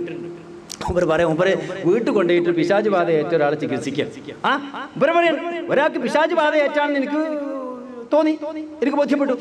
മുജാഹിദ് ബാലുശ്ശേരി അഞ്ചെട്ട് പറഞ്ഞ മൂപ്പർ കുറെ ചികിത്സിച്ചിട്ട് ഇത് ശരിയായില്ല എന്നുണ്ടപ്പോൾ മൂപ്പർ എന്തായി, പ്രൊഫസർ പിന്നെ മുഹമ്മദിന്റെ അടുത്തേക്ക് പറഞ്ഞു വെച്ചു. മുഹമ്മദ് എന്തൊക്കെയാ അങ്ങോട്ടും ഇങ്ങോട്ടും വർത്താനം പറയുന്നത് ശരിയായില്ല. മൂപ്പർ ഇന്ത്യ പിന്നെ മുജാഹിദ് ബാലുശ്ശേരി പറഞ്ഞു, അവിടെ ഇവിടെയൊക്കെ മൂപ്പർ പോയി നോക്കിയിട്ട് ശരിയായില്ല. സക്കരിയ സലാഹി നിങ്ങളൊന്ന് നോക്കി. അതുകൊണ്ട് ഡോക്ടർ സക്കരിയ സലാഹിന്റെ അടുത്തേക്ക് റെഫർ ചെയ്തു. അങ്ങനെ ഡോക്ടർ സക്കരിയ സലാഹി ഇയാളും കൊണ്ട് മൂപ്പർ വീട്ടിൽ പോയത്. മൂപ്പർ പറഞ്ഞ കടവത്തൂരിൽ പോയി മൂപ്പരെ വീട്ടിൽ കൊണ്ടുപോയിട്ട് റുഖിയ ശറയ്യ നടത്തിയെന്നാണ്. റുഖിയ ശറയ്യ എന്നാണ് നിങ്ങൾക്ക് അറിയോ? ഈ പെണ്ണൊക്കെ അറിയോ? നിങ്ങൾക്ക് അറിഞ്ഞൂടാ. അതാണ് ഈ ഖുർആൻ തെറാപ്പി എന്ന് പറഞ്ഞ പരിപാടി. ഖുർആൻ പുതിയതാണ്, മനസ്സിലായുണ്ടോ? ഖുർആൻ ഇങ്ങനെ പഠിച്ച് മറിഞ്ഞപ്പോഴേ പഠിച്ചു മറിയാന്ന് പറയില്ലേ, പഠിച്ചു മറിഞ്ഞപ്പോ ഉണ്ടായ പ്രശ്നം ഖുർആൻ തരാം. ഈ ഖുർആന്റെ ഏറ്റവും വലിയ മുഫസ്സിറാണ് ആര്? ഇബ്നു അബ്ബാസ് റളിയല്ലാഹു അൻഹു അല്ലേ, മുജാഹിദ് റളിയല്ലാഹു അൻഹു. മഹാന്മാരായ ഒരുപാട് മുഫസ്സിറുകൾ, ഒരുപാട് സ്വഹാബികൾ, ഖുർആൻ പണ്ഡിതന്മാരായ സ്വഹാബികൾ, അവരൊക്കെ ഖുർആൻ ശിഫയാണ് എന്ന ആയത്ത് കാണാത്തത് കൊണ്ടോ എന്തോ നമുക്ക് അറിഞ്ഞുകൂടാ. ഏതായിരുന്നാലും ജിന്ന് ക്ലിനിക്കുകളൊന്നും അവരാരും ആരംഭിച്ചതായി നമ്മളാരും കേട്ടിട്ടില്ല. എവിടെയെങ്കിലും ഏതെങ്കിലും ഒരു സ്വഹാബി ഒരു ജിന്ന് ക്ലിനിക്ക് നടത്തിയോ, ഒരു ജിന്ന് ചികിത്സാ കേന്ദ്രം നടത്തിയോ? ബഹുമാനിയായ സക്കരിയ സലാഹി വീട്ടിലേക്ക് കൊണ്ടുപോയിട്ട് ജിന്ന് ചികിത്സ നടത്താൻ, പിശാച് ബാധക്ക് ചികിത്സ നടത്താൻ മൂപ്പര് പറയാണ്, പിശാച് ബാധ ഏറ്റവനല്ലേ ഞാൻ ചികിത്സിക്കുന്നത്. അപ്പൊ ചിലപ്പോ ആ പിശാച് വരെ ചികിത്സിച്ചുകൊണ്ടിരിക്കുമ്പോ എന്റെ മേലേക്ക് ചാടാനുള്ള സാധ്യതയുണ്ട്. അതുകൊണ്ട് ഞാൻ എന്ത് ചെയ്തു, മുൻകൂട്ടി തന്നെ ഓതുവൊക്കെ ചെയ്ത് ആയത്തിനെ കുറിച്ചൊക്കെ ഓതി ഊതി ഒക്കെ റെഡി ആയിട്ടാ നിന്നത്. അതല്ലെങ്കിൽ ചിലപ്പോ ചികിത്സിക്കുമ്പോ വീട് ചാടിയെങ്കിലോ. അങ്ങനെ ചികിത്സ നടത്തിക്കൊണ്ടിരിക്കുമ്പോ എന്നൊക്കെ പറഞ്ഞിട്ട് ഭയങ്കര ഇളക്കം. അപ്പൊ എനിക്കൊന്നുകൂടി ബോധ്യപ്പെട്ടു, ഇതെന്താണ്, ജിന്ന് തന്നെയാണ്, ശൈത്താൻ തന്നെയാണ്. ആ ജാതി കൂക്കാ കൂക്കി. അതിനാ TP പറഞ്ഞ് പണ്ടിന്റെ അമ്മ വരെ കൂക്കീനു. AP ചങ്ങരംകുളത്തായാലും കൂക്കോട് കൂക്കേനു. അവിടുന്ന് പത്തപ്പിരിയത്ത് ചെന്നപ്പോഴാണ് കൂക്ക് മാറിയത്. ഇപ്പോ എന്റെ വീട്ടിൽ ഉമ്മ കൂക്കാറില്ല, എന്റെ കുടുംബത്തിൽ കൂക്കാറില്ല. എന്താ കാരണം? നമ്മളൊക്കെ മുജാഹിദീങ്ങളായപ്പോ കൂക്ക് നിന്നു. സക്കരിയ സലാഹി ഇപ്പൊ കൂക്ക് തുടങ്ങാ. മനസ്സിലായോ നിങ്ങൾക്ക്? തമാശ ഇത് തമാശയാണോ? നന്മണ്ടയിൽ ഞാൻ വെച്ചത് പറയുമ്പോ ഇതിന് ഒരുപാട് അർത്ഥതലങ്ങളുണ്ട് എന്ന് എന്റെ സഹോദരങ്ങൾ തിരിച്ചറിയണം. ഇവിടുത്തെ മടവൂരികൾ എന്ന് നിങ്ങൾ പേരിട്ട് വിളിക്കുന്ന സഹോദരന്മാരുണ്ടല്ലോ, എത്രയാണ് നിങ്ങൾ വിഷമിപ്പിച്ചത്? എത്ര ആരോപണങ്ങളാ ഉന്നയിച്ചത്? എവിടെയാണ് അവസാനം ചെന്നെത്തിയത്? ഞാൻ ഈ പറഞ്ഞ വാദങ്ങളില്ല എന്ന് പറയാൻ പറ്റുമോ? ജിന്നുകളെയും പിശാചുക്കളെയും പൂജിക്കുകയും ആരാധിക്കുകയും ചെയ്യുന്നവർക്ക് ജിന്നുകളും പിശാചുക്കളും പല സഹായങ്ങളും ചെയ്തു കൊടുക്കും, അദൃശ്യകാര്യങ്ങൾ അറിയിച്ചു കൊടുക്കും. അത്തരക്കാർക്ക് അദൃശ്യകാര്യങ്ങൾ അറിയാനും പറയാനും കഴിയും. സിഹിറിന് അഥവാ മാരണത്തിന്, കൂടോത്രത്തിന് യഥാർത്ഥ ഫലമുണ്ട്. സിഹിർ ബാധ നിഷേധിക്കുന്നത് ഹദീസ് നിഷേധമാണ്. ഹദീസ് നിഷേധമാണ്. പുതിയ അൽ ഇസ്രായേൽ ചേകനൂരിന് പുതിയ അവതാരങ്ങൾ നമ്മളാണ് മടവൂരികളെ. ചേകനൂർ മൗലവി, താങ്കൾക്ക് ഇതാ കുറെ പിൻഗാമികൾ. നമ്മളൊക്കെ ചേകനൂരിന്റെ പിൻഗാമികൾ, ഹദീസ് നിഷേധികളാണ്. അള്ളാഹുവിന്റെ റസൂൽ ലക്കുല്ലകാരില്ലാതെ ഇങ്ങനെ സീറ് ബാധിച്ചിട്ട് ഇങ്ങനെ നടക്കായിരുന്നു. അന്തം വിട്ട് നടക്കുക. ഭാര്യയെ സമീപിച്ചിട്ടില്ല എന്ന് തോന്നുക, ഒരു കാര്യം ചെയ്തിട്ടില്ല എന്ന് തോന്നുക, ഇങ്ങനെ പുഴുത്തം വിട്ട് നടക്കുക അല്ലേ? സിഹിറിന്റെ കാര്യത്തിൽ ഏറ്റവും കടുത്ത സിഹിറാണ് റസൂലുള്ളാഹിക്കുണ്ടായത്. ഹദീസിന്റെ വചനങ്ങളല്ലേ? ആ സിഹിർ റസൂലുള്ളാഹിക്ക്, അത്ര കടുത്ത സിഹിർ റസൂലുള്ളാഹിക്ക് ബാധിച്ചു എന്ന് വിശ്വസിക്കണോ മുജാഹിദീങ്ങള്? വിശ്വസിക്കണം. നിങ്ങൾ പറ. സ്വഹീഹ് ബുഖാരിന്റെ നടുക്കണ്ടാണെങ്കിൽ വിശ്വസിക്കോ?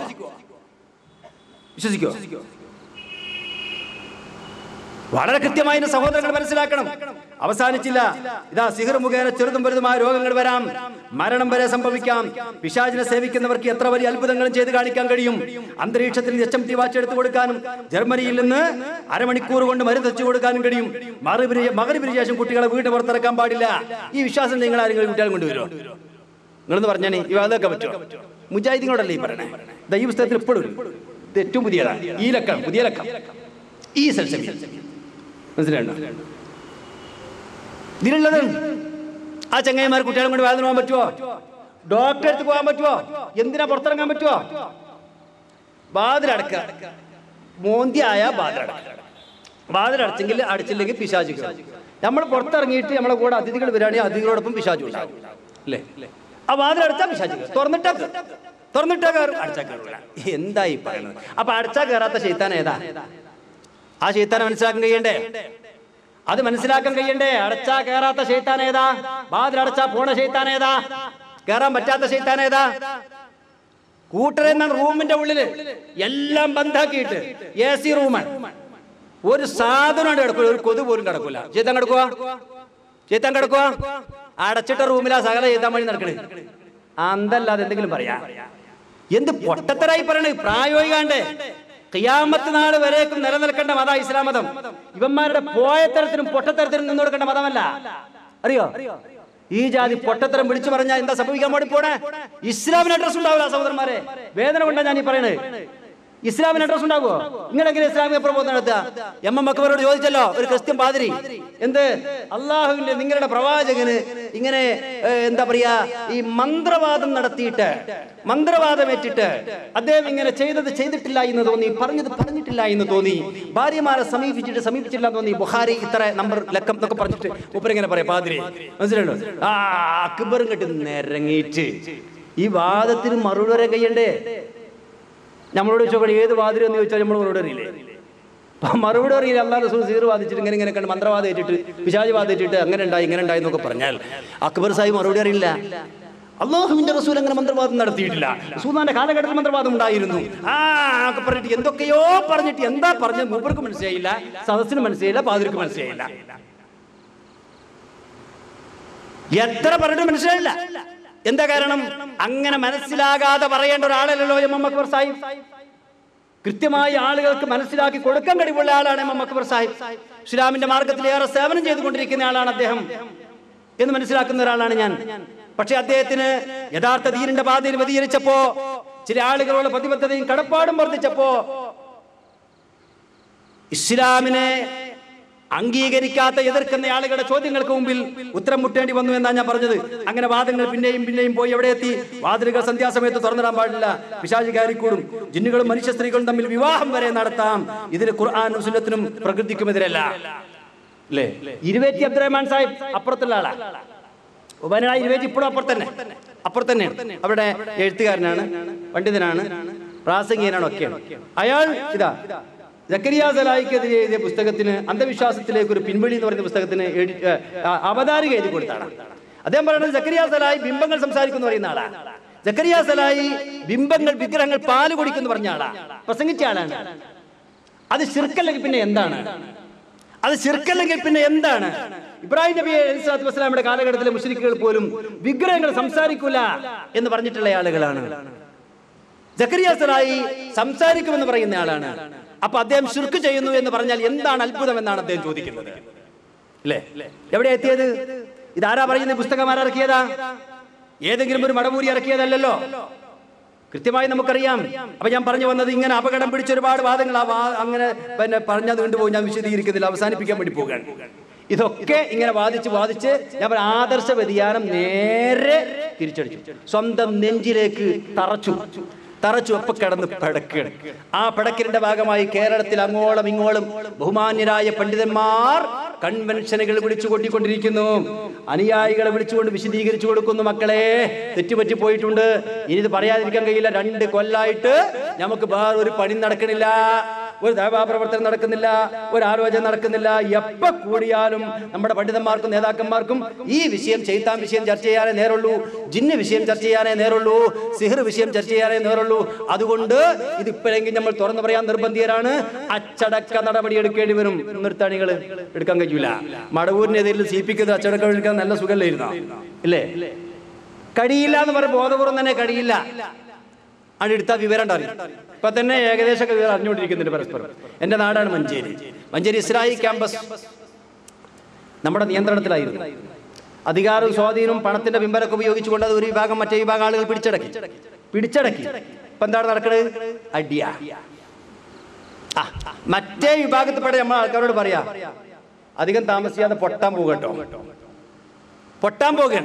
എന്താ വിഷയം? 2 വിഭാഗവും മത്സരിച്ച് പോസ്റ്റ്. KK സക്കരിയ സലാഹിയുടെ പ്രസംഗത്തിന്റെ പോസ്റ്ററുകൾ, ഫ്ലക്സ് ബോർഡുകൾ ഇസ്ലാമിക് ക്യാമ്പസിന്റെ മുമ്പിൽ നടക്കുന്നു.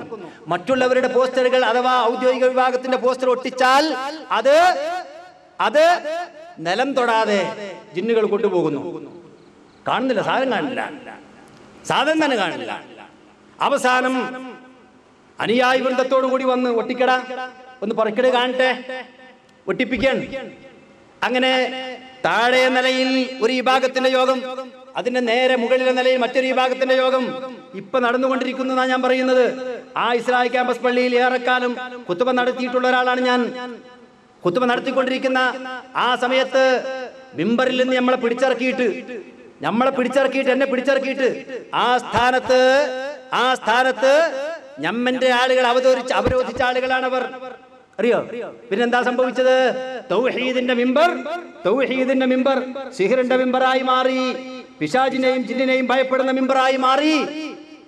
അള്ളാഹു അല്ലാത്തവരെ ജിന്നുകളെയും മലക്കുകളെയും വിളിച്ചു വാർത്തിക്കാമെന്ന് പറയുന്ന മിമ്പറായി മാറി. അതിന്റെ പരിണിത ഫലം ഏറെ താമസിയാതെ പടച്ച തമ്പുരാൻ കാണിച്ചു കൊടുത്തു. എവിടെയായി എത്തിയത്? നിങ്ങൾ മഞ്ചേരിയിൽ വരൂ. മഞ്ചേരി ഇസ്ലാഹി സെന്റർ എന്ന് പറയുന്ന ഇസ്ലാഹി ക്യാമ്പസ് എന്ന് പറയുന്നത് മലപ്പുറം ഈസ്റ്റ് ജില്ലയുടെ പൊന്നാപുരം കോട്ടയാണ്. അതിന്റെ ഏറ്റവും അമര കേന്ദ്രമാണ്. എന്താ അവിടുത്തെ സ്ഥിതി?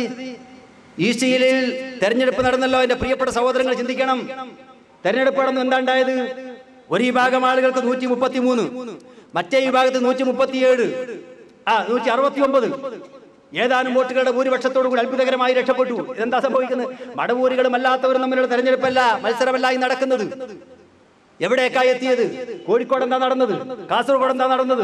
മറ്റു ജില്ലകളിൽ എന്താ നടന്നത്? ഇനിയെങ്കിലും ചിന്തിക്കണ്ടേ? ഹക്കിന് വിരുദ്ധമായി ആരെങ്കിലും നീങ്ങിയാൽ പടച്ച തമ്പുരാൻ ദുനിയാവിൽ വെച്ച് തന്നെ ചിലതൊക്കെ കാണിച്ചു കൊടുക്കുമെന്നതിന്റെ കൃത്യമായ ഉദാഹരണമാണിത്. ഇപ്പോ ഇതാ ഞാൻ പറഞ്ഞത്, കൂട്ടത്തോടെ സമ്മതിക്കുന്നു. ഈ കാലം വരെ നമ്മളാരും പറയാത്ത അത്ര ശക്തിയിലാ പറയുന്നത്. ടി പി പറയുന്ന ഖുറാഫാത്തിലേക്ക് തിരിച്ചുപോക്ക് നടത്തിക്കൊണ്ടിരിക്കുന്നു. നിങ്ങൾ തൊട്ടടുത്ത പ്രദേശത്തുകാരനാണല്ലോ ബഹുമാനനായ പാലത്ത് അബ്ദുറഹ്മാൻ മദനി. അദ്ദേഹം ട്രഷററായിരിക്കെ, ഇപ്പൊ ട്രഷറല്ല, ഇപ്പൊ നൂർ മുഹമ്മദ് നൂർ ഷാ എന്ന് പറയുന്ന മുതലാളിയാണ് ട്രഷറർ. പാലത്ത് അബ്ദുറഹ്മാൻ മദനി KNMന്റെ ഖജാൻജിയായിരിക്കെ കൗൺസിലിൽ വെച്ച്, ജാമിയ നബിയയിൽ വെച്ച് പറഞ്ഞത് നമ്മുടെ ആളുകൾ സുന്നികളെയും കടത്തിവെട്ടിയിരിക്കുന്നു എന്നാണ്. നന്മണ്ടയിലെ മുജാഹിദുകൾക്ക് എന്ത് പറയാനുണ്ട്? പാലത്ത് അബ്ദുറഹ്മാൻ മദനി ഹയാത്തിലുണ്ട്. പാലത്ത് പോയിട്ടൊന്ന് ചോദിക്കണം, അല്ലെങ്കിൽ ഫോൺ കോൾ ചെയ്താൽ മതിയല്ലോ, എന്താ നമ്മുടെ ആളുകൾ സുന്നികളെയും കടത്തിവെട്ടി എന്നങ്ങ് പറയാനുണ്ടായ കാരണം. ശരിയാണോ ആ വാദം? ശരിയാണോ ആ പറഞ്ഞത്? അങ്ങനെയാണെങ്കിൽ എവിടെയാണ് നന്മണ്ടയിലെ മുജാഹിദുകൾ നിൽക്കേണ്ടത്? എവിടെയാണ് നിൽക്കേണ്ടത്? ഇനി പറ. പടച്ചോനെ പേടിയുണ്ടെങ്കിൽ പറയണം. പരലോക വിശ്വാസം ഉണ്ടെങ്കിൽ നമ്മൾ ഒരു തീരുമാനം എടുക്കാൻ അയക്കണമെന്നാണ് ഞാൻ പറയണത്. ഇനി ഗ്രൂപ്പൊന്നും വേണ്ട. ഇനി എവിടേക്കായി ഗ്രൂപ്പ്? ആദരണീയനായ തലമുതിർന്ന കാരണവർ, മുജാഹിദ് പ്രസ്ഥാനത്തിലെ കാരണവരായിട്ടുള്ള PK അഹമ്മദ് അലി മദനി വേദനയോടുകൂടി പറയുന്നു, എനിക്കിത് തുറന്നു പറയാതിരിക്കാൻ കഴിയില്ല. അദ്ദേഹം പറയണം, ഇനി ഞാൻ വെട്ടി തുറന്ന് പറയാണ്, കുറെ കാലം നമ്മൾ മൂടി വെച്ചു. ഇതാ മുജാഹിദ് പ്രസ്ഥാനത്തിൽ ഒരു ചർച്ച നടക്കുന്ന എന്താണെന്നറിയോ? മലക്കുകളോടും ജിന്നുകളോടും സഹായം തേടാൻ പറ്റുമോ? അങ്ങനെ ഒരു ചർച്ച വരിക എന്ന് പറഞ്ഞാൽ തന്നെ അത് ലോകത്തെ 8ാമത്തെ അത്ഭുതമല്ലേ? ആരാ ചോദിച്ചത്? PK അഹമ്മദ് അലി മദനി. എവിടെയാ ചോദിച്ചത്? അവരുടെ സംസ്ഥാന തലത്തിൽ അവർ വിളിച്ചു ചേർത്തുകൊണ്ടിരിക്കുന്ന കൺവെൻഷനുകളിലും കൗൺസിലുകളിലും ചോദിക്കുന്ന ചോദ്യമാണ്. അപ്പൊ ആർക്കായി വാദമുള്ളത്? ആർക്കാ ഉള്ളത്? അഹമ്മദ് അലി മദനി സാഹിബിന് അനുയായികൾക്കാണുള്ളത്. എന്നാ കേട്ടോ, ഇത് അൽ ഇസ്ലാഹ് എന്ന് പറയുന്ന ഇപ്പോ സക്കരിയ സലാഹി ഇറക്കിയിട്ടുള്ള മാസികയാണ്. അൽ ഇസ്ലാഹ് എന്ന് പറയുന്ന ഏറ്റവും പുതിയ ലക്കം ജനുവരി 2012 മുജാഹിദ് പ്രസ്ഥാനവും പുതിയ വിവാദങ്ങളും ആരോപണങ്ങൾക്ക് സക്കരിയ സലാഹി മറുപടി പറയുന്നു എന്ന് പറഞ്ഞിട്ട് മൂപ്പര വിശദമായ ചോദ്യം ചോദിക്കണം. മൂപ്പര ഉത്തമാനിയായി ഒരാളുണ്ട്. അയാളെ പറ്റിയ പേരൊന്നും പറയുന്നില്ല, മനസ്സിലാണല്ലോ. പറയാൻ മാത്രം എല്ലാത്തുകൊണ്ടാണ്, അയാളെ കൃത്യമായി നമുക്ക് അറിഞ്ഞുകൊണ്ടാണ്. അയാളെ ഇതിലൊക്കെ ഇതിനെ ഛർദ്ദിച്ചുകൊണ്ടിരിക്കുന്ന വൃത്തികേടുകൾ നമ്മുടെ പണ്ഡിതന്മാരെ കുറിച്ച്, ഇസ്ലാഹി പ്രസ്ഥാനത്തിന്റെ നായകന്മാരെ കുറിച്ച്, തൗഹീദി ആദർശ പ്രബോധന മാർഗത്തിൽ ജീവൻ മരണ പോരാട്ടം നടത്തിക്കൊണ്ടിരിക്കുന്ന നമ്മുടെ മഹാരഥന്മാരായ പണ്ഡിതന്മാരെ കുറിച്ച്, ജീവിച്ചിരിക്കുന്നവരും മരണപ്പെട്ടവരുമായ ആളുകളെ കുറിച്ച്, ആ മനുഷ്യരൊക്കെ ചെറുപ്പക്കാരനായി ഈ കാലം വരെ ഫോട്ടോഗ്രാഫറായി നടന്നിരുന്ന, ഇസ്ലാമിന്റെ ബാലപാഠം പോലും അറിയില്ല എന്ന് എനിക്ക് ഉത്തമ ബോധ്യമുള്ള ചങ്ങാതിമാർ വിളമ്പിക്കൊണ്ടിരിക്കുന്ന കാര്യങ്ങൾ ഇതിലുണ്ട്. ഞാൻ അതിനെ കുറിച്ചൊന്നും പറഞ്ഞില്ല, വിഷമം തോന്നുകൊണ്ട് പറഞ്ഞു പോകുകയാണ്, പറയാൻ വിചാരിച്ചതല്ല. ഇതിൽ ആരോപണങ്ങൾക്ക് മറുപടി പറഞ്ഞുകൊണ്ട് എന്താ സക്കരിയ സലാഹി പറയുന്നത്? ഇതൊക്കെ ഇപ്പൊ ഈ കേട്ടൊക്കെ ഉണ്ടല്ലോ, ഈ കേട്ട വാദങ്ങളൊന്നും നമുക്കുള്ളതല്ല. ഇതൊക്കെ നമ്മളെ പറ്റി വെറുതെ പറയുന്നത്. ആരാ മലക്കളോട് സഹായം തേടാന്ന് പറഞ്ഞത്? ആരാ ജിന്നുകളോട് സഹായം തേടാന്ന് പറഞ്ഞത്? ഞാൻ 25 കൊല്ലമായി തൗഹീദ് പ്രസംഗിച്ച് കിടക്കുന്നയാളാണ്. ഞാൻ എവിടെയും അത് പ്രസംഗിച്ചിട്ടില്ല, നമ്മൾ ആരും അത് എഴുതിയിട്ടില്ല. ഇത് മുഴുവൻ മടവൂരികൾ ഉണ്ടാക്കിയ ഫിത്ന മാത്രമാണ്. അവർ പ്രചരിപ്പിച്ചുകൊണ്ടിരിക്കുന്ന കാര്യം മാത്രമാണ്. വായിച്ചു നോക്ക്. സക്കരിയ സലാഹി എന്ന് പറയുന്ന ബഹുമാന്യനായ എന്റെ സഹോദരന് താടിയുടെ നീളത്തിനൊരു കുറവില്ല. തുണി ഇപ്പോഴും മേൽപോട്ട് കയറിക്കൊണ്ടേയിരിക്കുകയാണ്. എവിടെയാണ് എത്തുക എന്ന് പറയാൻ കഴിയില്ല. എവിടെയാണ് കയറി എത്താന്ന് പറയാൻ കഴിയില്ല. താടി താഴോട്ട് ഇറങ്ങിക്കൊണ്ടേയിരിക്കോ, എനിക്ക് ആ താടിനെ പറ്റി മതിപ്പില്ല. നിങ്ങൾ എന്ത് വിചാരിച്ചാലും കുഴപ്പമില്ല. ഏത് താടി? പച്ചക്കള്ളം ഒരു ഭാഗത്ത് പറയുകയും സത്യവിരുദ്ധമായ കാര്യങ്ങൾ നാട് നീളെ പറഞ്ഞു നടക്കുകയും മുസ്ലിം മക്കളെ തെറ്റിദ്ധരിപ്പിക്കുകയും ചെയ്യുന്ന ആളുകൾ താടി മുട്ടോളം വെച്ചിട്ട് എന്താ സഹോദരന്മാരെ കാര്യം? തുണി മുട്ടോളം കയറ്റി കൊടുത്തിട്ട് എന്താ കാര്യം? നിങ്ങൾ പറ. അതുകൊണ്ടാണ് ഞാൻ പറഞ്ഞത്, ആ താടിയോട് ഒരു മതിപ്പ് നമുക്കില്ല, ഒരു മതിപ്പില്ല. പാകത്താടിയുടെ കാര്യത്തിൽ മാത്രം മത്സരം നടക്കണേ. നിങ്ങൾ കണ്ടിട്ടില്ലേ? അതെത്ര നീട്ടാൻ പറ്റും, ഇത് മാത്രം മത്സരം. തുണി എത്ര കയറ്റിയെടുക്കാൻ പറ്റും. ബർമുട പാൻറ് ഇട്ട് ഇങ്ങനെ നടക്കും. വലിയ കാര്യമായി. ബർമുട പ്രസ്ഥാനം എന്ന് പറഞ്ഞാൽ മുജാഹിദ് പ്രസ്ഥാനം എന്ന് പറയുന്നത്. ഞാൻ കാര്യത്തിനെ പറഞ്ഞു. അത് പറഞ്ഞോ, കളിയാക്കില്ല. ഈ അഭിനയം വേണ്ടെന്നാ ഞാൻ പറയുന്നത്. ഇസ്ലാമിന്റെ ഷിആറാണ് എന്ന് ആളുകൾ മനസ്സിലാക്കി വരുന്ന കാര്യങ്ങളെ ഉപയോഗപ്പെടുത്തി തെറ്റിദ്ധരിപ്പിക്കാനുള്ള ശ്രമങ്ങൾ നടത്തരുത്. അങ്ങനെയുള്ള ആളുകൾ തുണിയൊക്കെ മുട്ടുവരെ കയറ്റിയെടുത്തിട്ട് വലിയ താടി വേണമെങ്കിൽ ഇപ്പൊ തൊപ്പിയും തടികെട്ടൊക്കെ തുടങ്ങിയിട്ടുണ്ട്. ഇതെല്ലാം കൂടി ആയിട്ട് ഒരാളിങ്ങനെ ഇതൊക്കെ എഴുതിയാൽ സത്യം തന്നെയല്ലേ എന്ന് വിചാരിക്കാം. അങ്ങനെയല്ലേ ആളുകൾ അങ്ങനെയാണോ തെറ്റിദ്ധരിക്കുന്നത്? ഇവിടെ യാഥാസ്ഥിക പണ്ഡിതന്മാരെ കുറിച്ച് എന്താ ഇവിടെ യാഥാസ്ഥികരായ നമ്മുടെ ആളുകൾ തെറ്റിദ്ധരിക്കാനുള്ള കാരണം? ഇങ്ങനെയുള്ള ആലിമീങ്ങളൊക്കെ ചെയ്യോ?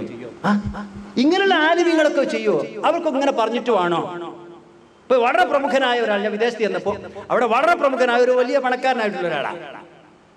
അയാൾ ചെലവിൽ നമ്മളവിടെ താമസിക്കുന്നത്. ആ സമയത്ത് അയാളുമായി ചില കാര്യങ്ങൾ സംസാരിച്ചപ്പോൾ കാന്തപുരം അബൂബക്കർ മുസ്ലിയാർ ഈ മുടിക്കച്ചവടം നടത്തിനെ പറ്റി നമ്മൾ സംസാരിച്ചു. മുടിക്കച്ചവടം നടത്തുന്ന കാര്യം സംസാരിച്ചപ്പോൾ അയാൾ ചോദിച്ചത്, അയാൾ നമുക്ക് അദ്ദേഹത്തിന്റെ ചെലവിൽ എല്ലാ സൗകര്യങ്ങളും ഏർപ്പെടുത്തി തന്ന് നിൽക്കുന്ന ഒരാളാണ്. അദ്ദേഹം നമ്മളോട് പറഞ്ഞെന്താണെങ്കിൽ, അങ്ങനെ കാന്തപുരം മുസ്ലിയാർക്കൊക്കെ ഷെയ്ഖുനാക്കൊക്കെ അങ്ങനെ ചെയ്തിട്ട് വേണോ പൈസ ഉണ്ടാക്കാൻ? അയാളൊക്കെ അങ്ങനെ കളവ് പറയോ, എന്തെങ്കിലും ഇല്ലാതെ പറയോന്നാണ് ശുദ്ധഗതിക്കാരായ ആളുകൾ വിശ്വാസം. കാരണം ആ കോലും ആ താടിയും ആ വെള്ള കുപ്പായും ആ നിറവും കോലും എല്ലാം കൂടി കണ്ടാൽ ഈമ അങ്ങനെ ഒലിച്ചിറങ്ങല്ലേ അല്ലേ? അപ്പൊ സ്വാഭാവികമായി അങ്ങനെയുള്ള ആളുകൾ ഇങ്ങനെയൊക്കെ പറയുമെന്ന് ആളുകൾ സംശയിക്കും. അവിടെയാണ് ഈ ആളുകൾ വിജയിച്ചതെന്നാണ് ഞാൻ പറയുന്നത്. അവിടെയാണ് ഈ ആളുകൾ വിജയിച്ചത്. ഇതിൽ ഒരു ഹർഫ് പോലും നമ്മളെ കൂട്ടത്തിൽപ്പെട്ട ആൾക്കാരാണ് എന്നെ പറ്റി അങ്ങനെ പറയുന്നത് പറഞ്ഞിട്ടില്ല. മുഴുവൻ എന്താണ് മടവൂരികൾ ഉണ്ടാക്കിയ ഫിത്തനയാണ് എന്നാണ് പറഞ്ഞത്. അങ്ങനെ എല്ലാവരും അബ്ദുറഹ്മാൻ തലഫി അടക്കം തള്ളി പറഞ്ഞു. ഇനിയിപ്പോൾ ആരാ തള്ളി പറയുന്നത്? മൂപ്പര് ആകെ തണലിൽ വെച്ചു കൊടുത്തിരുന്നു. ഇവിടെ ജിന്നിന് ബാക്ടീരിയ എന്ന് പറഞ്ഞതാ പ്രശ്നം, വേറെ ഒരു പ്രശ്നം ഉണ്ടായിട്ടില്ല. ജിന്ന് ബാക്ടീരിയ എന്ന് ആരും പറഞ്ഞില്ല. എന്റെ സഹോദരന്മാർ മനസ്സിലാക്കി ഞാൻ അവസാനിപ്പിക്കട്ടെ. ഈ ജിന്ന് ഷെയ്ത്താൻ എന്നൊക്കെ പറയണത് ഇങ്ങനെ നമ്മളെ ആൾക്കാർ ഇത് മനസ്സിലാക്കുമ്പോഴുള്ള സംഗതി. ജിന്ന് ഷെയ്ത്താൻ എന്നൊക്കെ പറയണത് എല്ലായിടത്തും ജിന്നിനും ഷെയ്ത്താനും ഒരേ അർത്ഥം പറയാൻ പറ്റില്ല. ഒരു ഉദാഹരണം പറയാം. ഖുർആനിലെ ജിന്നുകളെ സൃഷ്ടിച്ച വിവരം പറഞ്ഞെടുത്ത് ഖുർആൻ ജാന്ന് എന്ന പദം പ്രയോഗിച്ചത് അല്ലേ? തീയിൽ നിന്നാണ് ജിന്ന് വർഗത്തെ അള്ളാഹു സൃഷ്ടിച്ചത്. ജാന്ന് എന്നാ പ്രയോഗിച്ചത്. ഇനി നിങ്ങൾ കേട്ടോളൂ.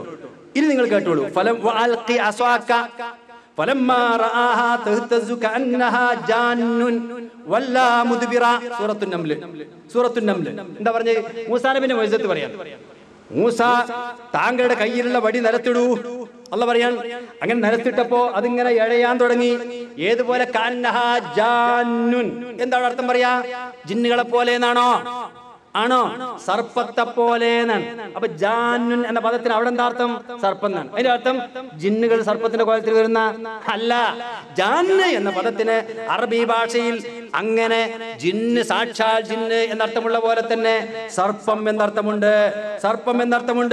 മറ്റൊരു ഹദീസിൽ കാണാം, ഇമാം ഹാക്കിം ഉദ്ധരിച്ച ഹദീസിൽ കാണാം, അൽ ജിന്നു അലാ സലാസത്തി അസ്നാഫ്, ജിന്നുകൾ 3 വിധമുണ്ട്. സിൻഫുൻ ലഹും അജ്നിഹ യതീറൂന ഫിൽ ഹവാ, അന്തരീക്ഷത്തിലൂടെ വായുവിലൂടെ പറക്കുന്ന ഒരു വിഭാഗം, ചിറകുകളുടെ ഒരു വിഭാഗമുണ്ട്. വസിൻഫുൻ ഹയ്യാത്തും വഅഖാരിം, മറ്റൊരു വിഭാഗം എന്താണ്? പാമ്പുകളും തേളുകളുമാണ്. ഔൻ ജിന്നാണ്. മനസ്സിലായോ? ഔൻ ജിന്നാണ്. അപ്പൊ ചിലയിടത്ത് പാമ്പുകൾക്ക് ജിന്ന് എന്ന് പ്രയോഗിക്കും. അല്ലാതെ പാമ്പായി വരും, തേളായി വരും എന്നല്ല ഇതിനർത്ഥം. അത് ഭാഷയിൽ അങ്ങനെയൊക്കെ പ്രയോഗങ്ങൾ വരും. മാത്രമല്ല ഈ ഹദീസിനൊക്കെ വിശദീകരിച്ചുകൊണ്ട് റഷീദ് റിളയെ മുസ്ലിം കൈരളിക്ക് പരിചയപ്പെടുത്തേണ്ട കാര്യമില്ല. മുജാഹിദ് മക്കൾക്ക് പ്രത്യേകം പരിചയപ്പെടുത്തേണ്ട കാര്യമില്ല. ചുരുക്കി പറയട്ടെ, ജിന്ന് എന്ന പേര്, ഷൈത്താൻ എന്ന പേര് അറബികളുടെ അടുക്കൽ പ്രയോഗിക്കപ്പെടാറുണ്ട്.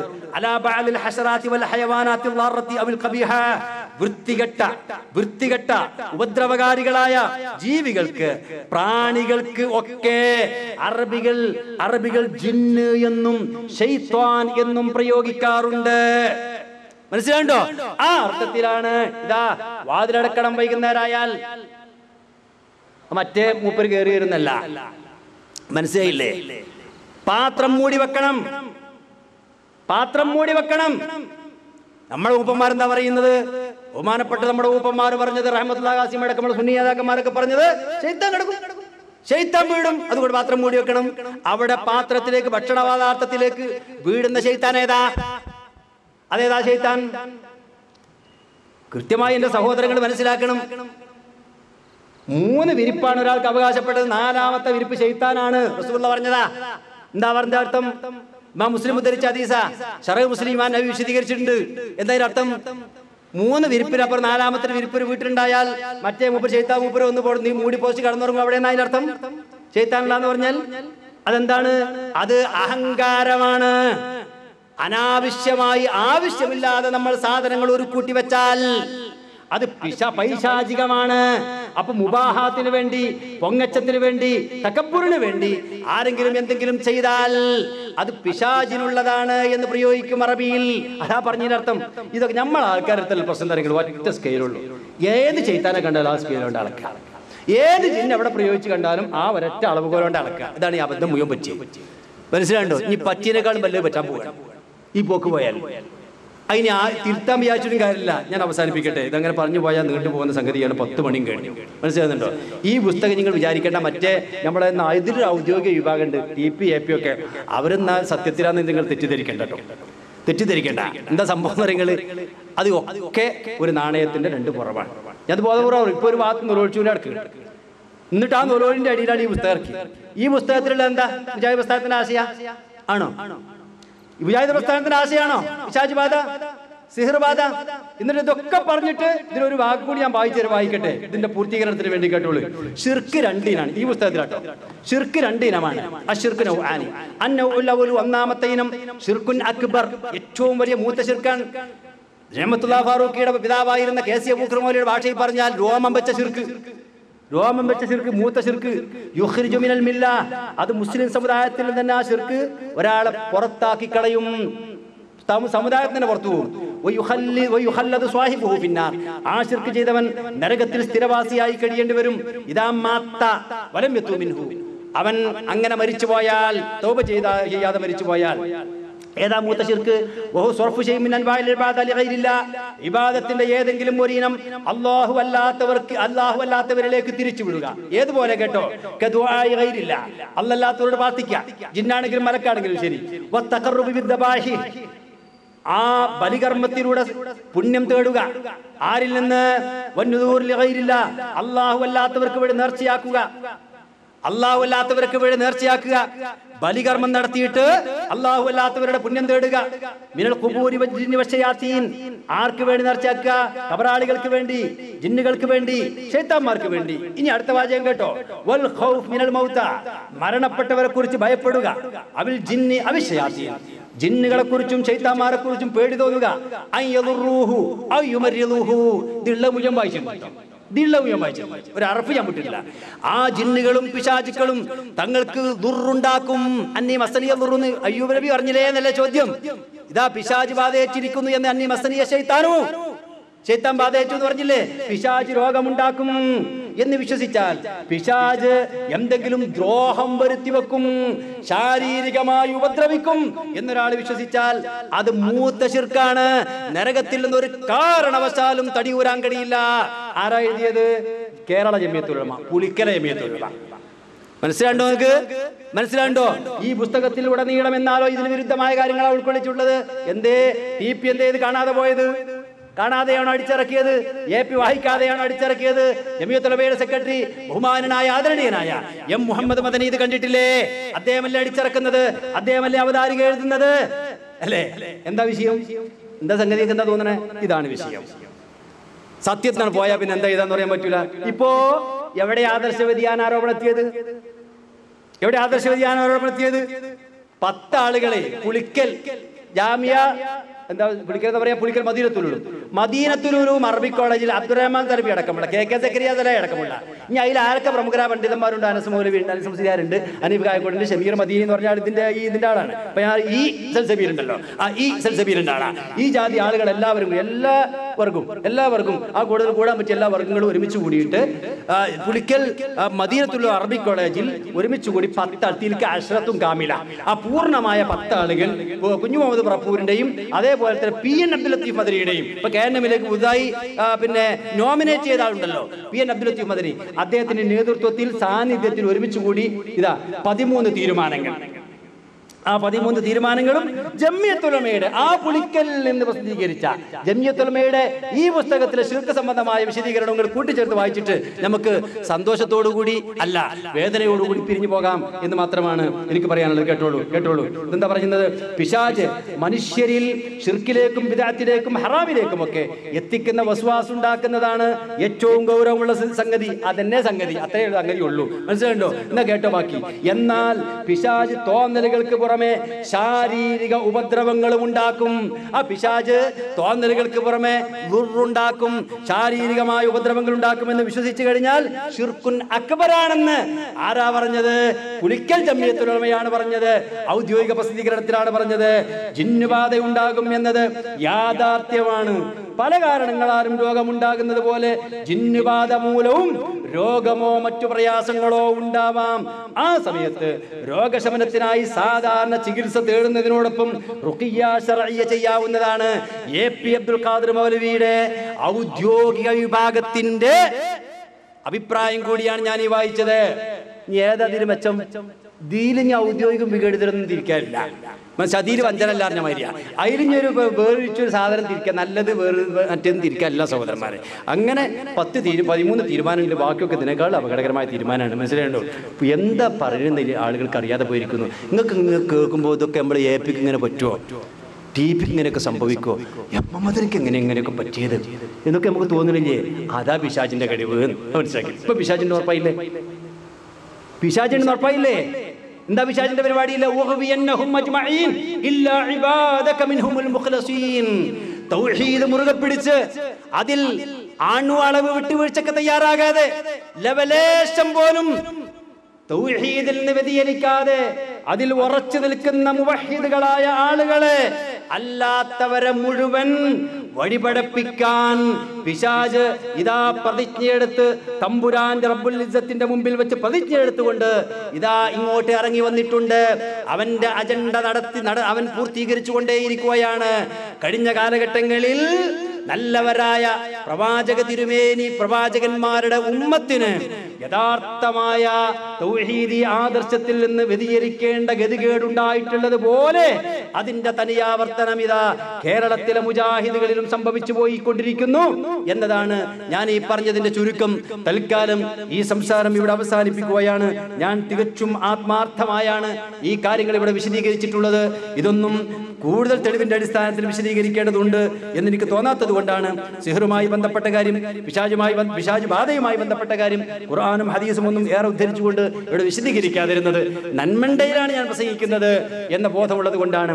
ഇൻഷാ അല്ലാഹ് ഇനി അങ്ങനെ ഒരു ആവശ്യം ഉണ്ടാവുകയാണ് എങ്കിൽ, അങ്ങനെ ഒരു നിർബന്ധ സാഹചര്യം ആരെങ്കിലും സൃഷ്ടിക്കുന്നുവെങ്കിൽ നമുക്ക് സ്നേഹത്തോടുകൂടി ഇനിയും പ്രാമാണികമായി തന്നെ ഈ കാര്യങ്ങൾ സവിസ്തരം വിശദീകരിച്ചുകൊണ്ട് തിരുത്താവുന്നതേ ഉള്ളൂ. ഒരൊറ്റ കാര്യം ബഹുമാന്യരായ എൻ്റെ കഴിഞ്ഞകാല നേതാക്കന്മാരോട്, മുൻ നേതാക്കന്മാരോട് സ്നേഹത്തോടുകൂടി ബഹുമാനത്തോടുകൂടി ആദരവോടുകൂടി പറയട്ടെ. ഇതാ ഇപ്പോൾ നിങ്ങളുടെ മുമ്പിൽ പരിശുദ്ധമായ തൗഹീദി ആദർശ പ്രബോധന പ്രസ്ഥാനത്തിലേക്ക് തിരിച്ചു വരാനുള്ള ഏറ്റവും ഒടുവിലത്തെ സന്ദർഭമാണുള്ളത്. ഇന്നല്ലെങ്കിൽ നാളെ ആർക്കാണെങ്കിലും മരണപ്പെട്ടു പോകണം. ഈ ഒച്ചപ്പാടുകൾക്കിടയിൽ, ഈ ബഹളങ്ങൾക്കിടയിൽ, ഈ തർക്കവിതർക്കങ്ങൾക്കിടയിൽ, ഈ വാദകോലാഹലങ്ങൾക്കിടയിൽ, ഈ അരിക്കാക്കലുകൾക്കിടയിൽ, ഈ പാറപണിയലുകൾക്കിടയിൽ എന്റെ പ്രിയപ്പെട്ട പണ്ഡിതന്മാരെ, ആദരണീയരായ നേതാക്കന്മാരെ, നമുക്കെല്ലാവർക്കും ഗ്രൂപ്പ് വ്യത്യാസമില്ലാതെ മരിച്ചു പോകണം, മരണപ്പെട്ടു പോകണം. നാളെ റബ്ബിന്റെ കോടതിയിൽ നമ്മളെല്ലാവരും ഹാജരാക്കപ്പെടും. അവിടെ വരുന്നത് CD ടവറിൽ നിന്ന് വന്നവരൊക്കെ ഒരു ഭാഗത്ത്, മർക്കസ് ദൈവയിൽ നിന്ന് വരുന്നവരൊക്കെ വേറൊരു ഭാഗത്ത്. അങ്ങനെ ഒരു ഗ്രൂപ്പ് തിരിക്കൽ അവിടെ ഇല്ല. ലഖദ് ജിഅ്തുമൂനാ ഫുറാദാ, നിങ്ങളെല്ലാവരും ഒറ്റക്കൊറ്റക്കാണ് നമ്മുടെ അടുക്കൽ കടന്നു വരിക എന്ന് ഖുർആൻ പറഞ്ഞിട്ടുണ്ട്.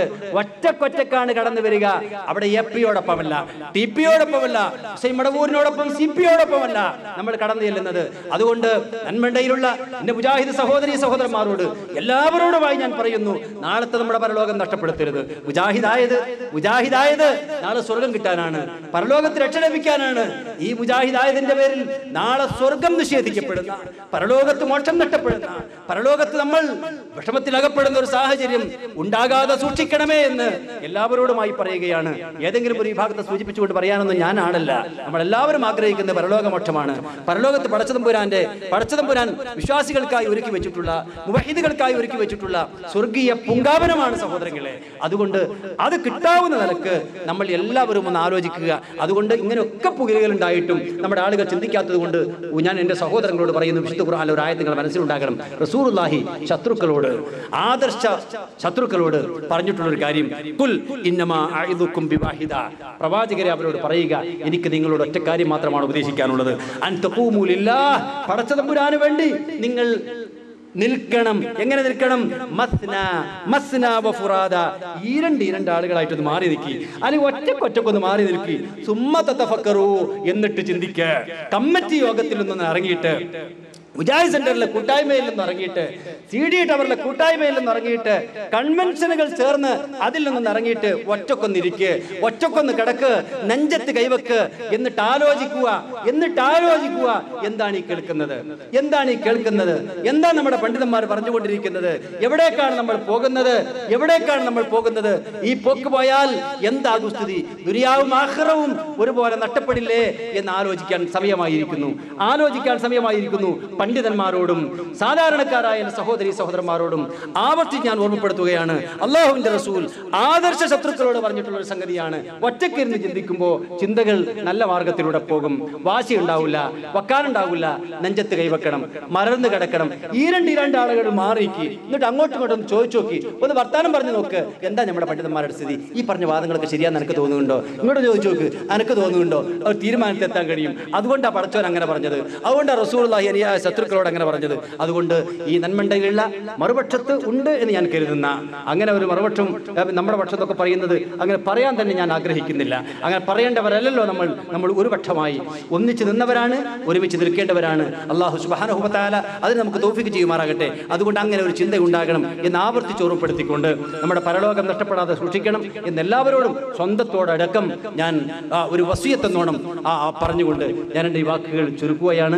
ദീർഘമായി സംസാരിച്ചു പോയി എന്ന് നിങ്ങൾക്ക് തോന്നുന്നുവെങ്കിൽ ഇതൊരു ഇസ്ലാമിൻ്റെ മാർഗത്തിൽ, തൗഹീദിൻ്റെ മാർഗത്തിൽ, നമ്മുടെ മഹത്തായ പ്രസ്ഥാനത്തിൻ്റെ മാർഗത്തിലുള്ള സംസാരമാണ് എന്ന് മനസ്സിലാക്കിക്കൊണ്ട് നിങ്ങൾ ക്ഷമിക്കും എന്ന് ഞാൻ കരുതുകയാണ്. ഞാൻ അവസാനിപ്പിക്കുന്നു. അല്ലാഹു സുബ്ഹാനഹു വ തആല യഥാർത്ഥ തൗഹീദിൻ്റെ വക്താക്കളായി, പ്രയോക്താക്കളായി, അതിൻ്റെ പ്രചാരകന്മാരായി ജീവിച്ചു മരിക്കാനുള്ള തൗഫീഖ് നാം ഏവർക്കും പ്രദാനം ചെയ്യുമാറാകട്ടെ.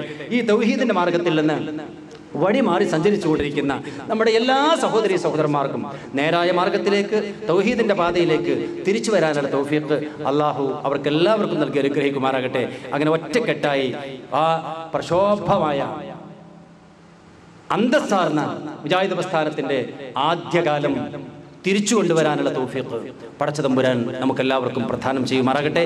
റബ്ബന ആതിനാ ഫിദ്ദുനിയ ഹസന വഫിൽ ആഖിറതി ഹസനതൻ വഖിനാ അദാബന്നാർ. റബ്ബന തഖബ്ബൽ മിന്നാ ഇന്നക അൻതസ് സമീഉൽ അലീം വതുബ് അലൈനാ ഇന്നക അൻതത് തവ്വാബുർ റഹീം. ആമീൻ ബിറഹ്മതിക യാ അർഹമർ റഹീമീൻ. വസ്സലാമു അലൈക്കും വറഹ്മത്തുള്ളാഹി വബറകാതുഹു. അൽഹംദുലില്ലാഹി റബ്ബിൽ ആലമീൻ അർറഹ്മാനിർ റഹീം മാലികി യൗമിദ്ദീൻ ഇയ്യാക നഅ്ബുദു വ ഇയ്യാക നസ്തഈൻ ഇഹ്ദിനസ് സിറാത്തൽ മുസ്തഖീം സിറാത്തൽ ലദീന അൻഅംത അലൈഹിം ഗൈറിൽ മഗ്ദൂബി അലൈഹിം വലദ്ദാലിൻ.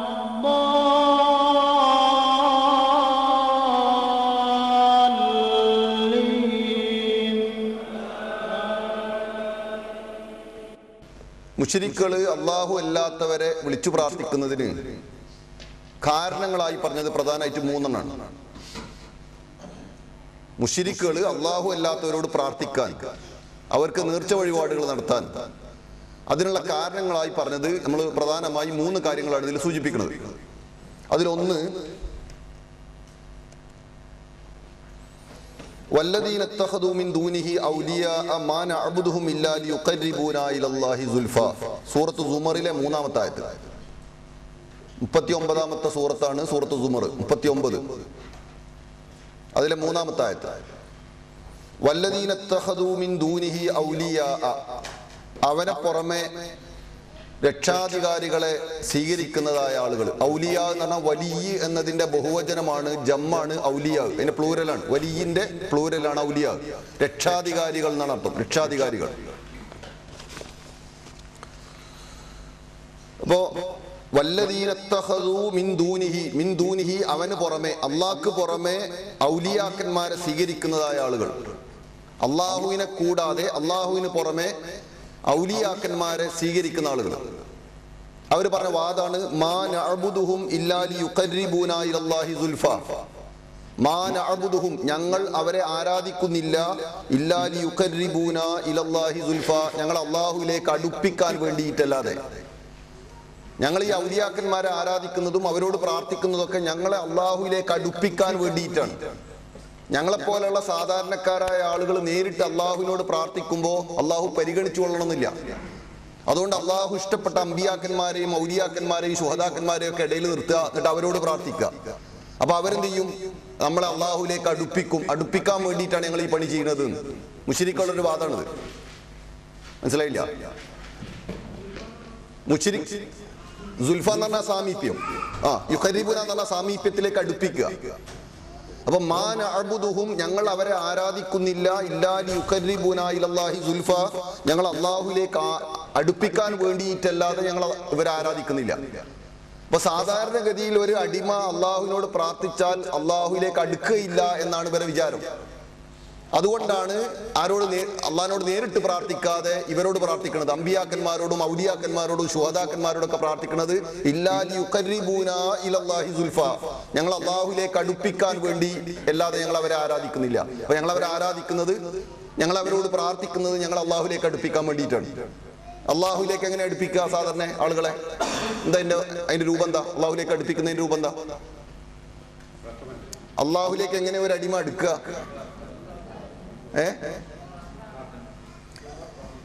ഒരു മനുഷ്യൻ അള്ളാഹുലേക്ക്, ഏത് അടിമയെയും അള്ളാഹു സ്വീകരിക്കും. എത്ര തെറ്റ് ചെയ്ത മനുഷ്യനായിരുന്നാലും അള്ളാഹു അയാളെ സ്വീകരിക്കാതിരിക്കൂല. പക്ഷെ ഒരു കണ്ടീഷൻ ഉണ്ട്. എന്താണ്? ഒന്ന്, അയാൾ ചെയ്യുന്ന തെറ്റിൽ നിന്ന് അയാൾ പിന്മാറണം. എന്നിട്ട് അയാൾ തൗബ ചെയ്യണം. ഖേദിച്ചുകൊണ്ട് അള്ളാഹിന്റെ മുമ്പിൽ കൈമലർത്തി പ്രാർത്ഥിക്കണം, പടച്ചോനെ ഞാൻ ചെയ്തത് തെറ്റാണ്, എനിക്ക് മാപ്പ് തരണം. എന്നിട്ട് വരും ജീവിതത്തിൽ അയാൾ ജീവിതം ശരിപ്പെടുത്തണം. അങ്ങനെയുള്ള ഏതൊരു അടിമയുടെ തെറ്റുകളും കുറ്റങ്ങളും അതൊരു കൂമ്പാരമുണ്ടെങ്കിലും ഒരു മലയോളം ഉണ്ടെങ്കിലും അള്ളാഹു പുറത്തുവരും. വലിയ ആവശ്യമില്ല. അതിന് അമ്പിയാക്കന്മാരോട് പ്രാർത്ഥിക്കേണ്ടതില്ല, ഔലിയാക്കന്മാരോട് പ്രാർത്ഥിക്കേണ്ടതില്ല, അവരെ ഇടയിൽ നിർത്തേണ്ട ആവശ്യമില്ല, ഒന്നുമില്ല. ഉദ്ഊനി അസ്തജിബ് ലക്കും, നിങ്ങൾ എന്നോട് പ്രാർത്ഥിക്കുക, ഞാൻ നിങ്ങൾക്ക് ഉത്തരം നൽകാം. വിശുദ്ധ ഖുർആനിൽ അള്ളാഹു പറഞ്ഞതാണ്. നേരിട്ട് അള്ളാഹിനോട് പ്രാർത്ഥിച്ചാൽ മതി. ഇവിടെ മുശ്രിക്കുകളുടെ ഒരു വാദം, സാധാരണക്കാരായ ഞങ്ങള് നേരിട്ട് അള്ളാഹിനോട് പ്രാർത്ഥിച്ചാൽ അതിനേക്കാളും ഗുണം ഇടയിലുള്ള അമ്പിയാക്കന്മാരോടും ഔലിയാക്കന്മാരോടും ശുഹദാക്കന്മാരോടും പ്രാർത്ഥിക്കലാണ്. കാരണം അവർ നല്ല മനുഷ്യരാണ്. അതുകൊണ്ട് തന്നെ അവരുടെ ആ സ്വാധീനം കൊണ്ട് ഞങ്ങൾ അള്ളാഹുലേക്ക് അടുപ്പിക്കാൻ കഴിയും എന്നാണ് അവർ വിചാരിച്ചത്. സൂറത്ത് സുമറിലാണ് അള്ളാഹു പറയുന്നത്. അപ്പൊ അങ്ങനെ ഒരു വാദം മുശ്രിക്കുകളിൽ ഉണ്ടായിരുന്നു. നമ്മളെ സമൂഹത്തിലും അങ്ങനെ ഒരു വാദം ഉണ്ടോ എന്ന് ചെക്ക് ചെയ്യാം. ഇത് അള്ളാഹുലേക്ക് അടുപ്പിക്കാൻ, നേരിട്ട് അള്ളാഹിനോട് പ്രാർത്ഥിക്കാതെ അമ്പിയാക്കന്മാരോടും ഔലിയാക്കന്മാരോടും പ്രാർത്ഥിക്കുക, അവർക്ക് നേർച്ച വഴിപാടുകൾ നടത്തുക, അവരെ പൊരുത്തത്തിന് വേണ്ടി പ്രവർത്തിക്കുക, ഇതൊക്കെ ഉണ്ടാകുന്ന സംഗതിയാണ്. പിന്നെ ഔലിയാക്കന്മാരാരാ? ഇവിടെ അള്ളാഹുവിനെ കൂടാതെ ഔലിയാക്കന്മാരെ സ്വീകരിക്കുന്ന ആളുകൾ. ഔലിയ എന്ന് പറഞ്ഞാൽ നമ്മുടെ സമൂഹത്തിലെ ചിത്രം എന്താ? ആരാ ഔലിയ? നമ്മുടെ സമൂഹത്തിലെ ചിത്രം എന്താ ഔലിയ? നമ്മളെ സമൂഹത്തിലൊരു ചിത്രം ഉണ്ട് ഔലിയക്ക്. ഒരു പച്ച പുതപ്പിട്ട്, ഒരു തൊപ്പി, അതിന്റെ മീതെ ഒരു തലപ്പാവ്, അതിന്റെ മീതെ ഒരു പച്ച ഷോള്, പിന്നെ ഒരു ഷർട്ട്, പിന്നെ അതിന്റെ മീതെ വേറൊരു കോട്ട്, അതിന്റെ മീതെ വേറൊരു കോട്ട്, കയ്യിലൊരു ദസ്വീമാല, പ്രത്യേകിച്ച് കുളിക്കാതെ വൃത്തിയില്ലാതെ അങ്ങനെ നടക്കുന്ന ഒരു സ്വഭാവം നമ്മളെ മനസ്സിൽ കാണുന്ന ഒരു ഔലിയം. മുസ്ലിം സമൂഹം പരിചയപ്പെടുത്തുന്ന ഔലിയം. എന്നിട്ട് അയാൾ പല്ലേക്കാൻ പാടില്ല.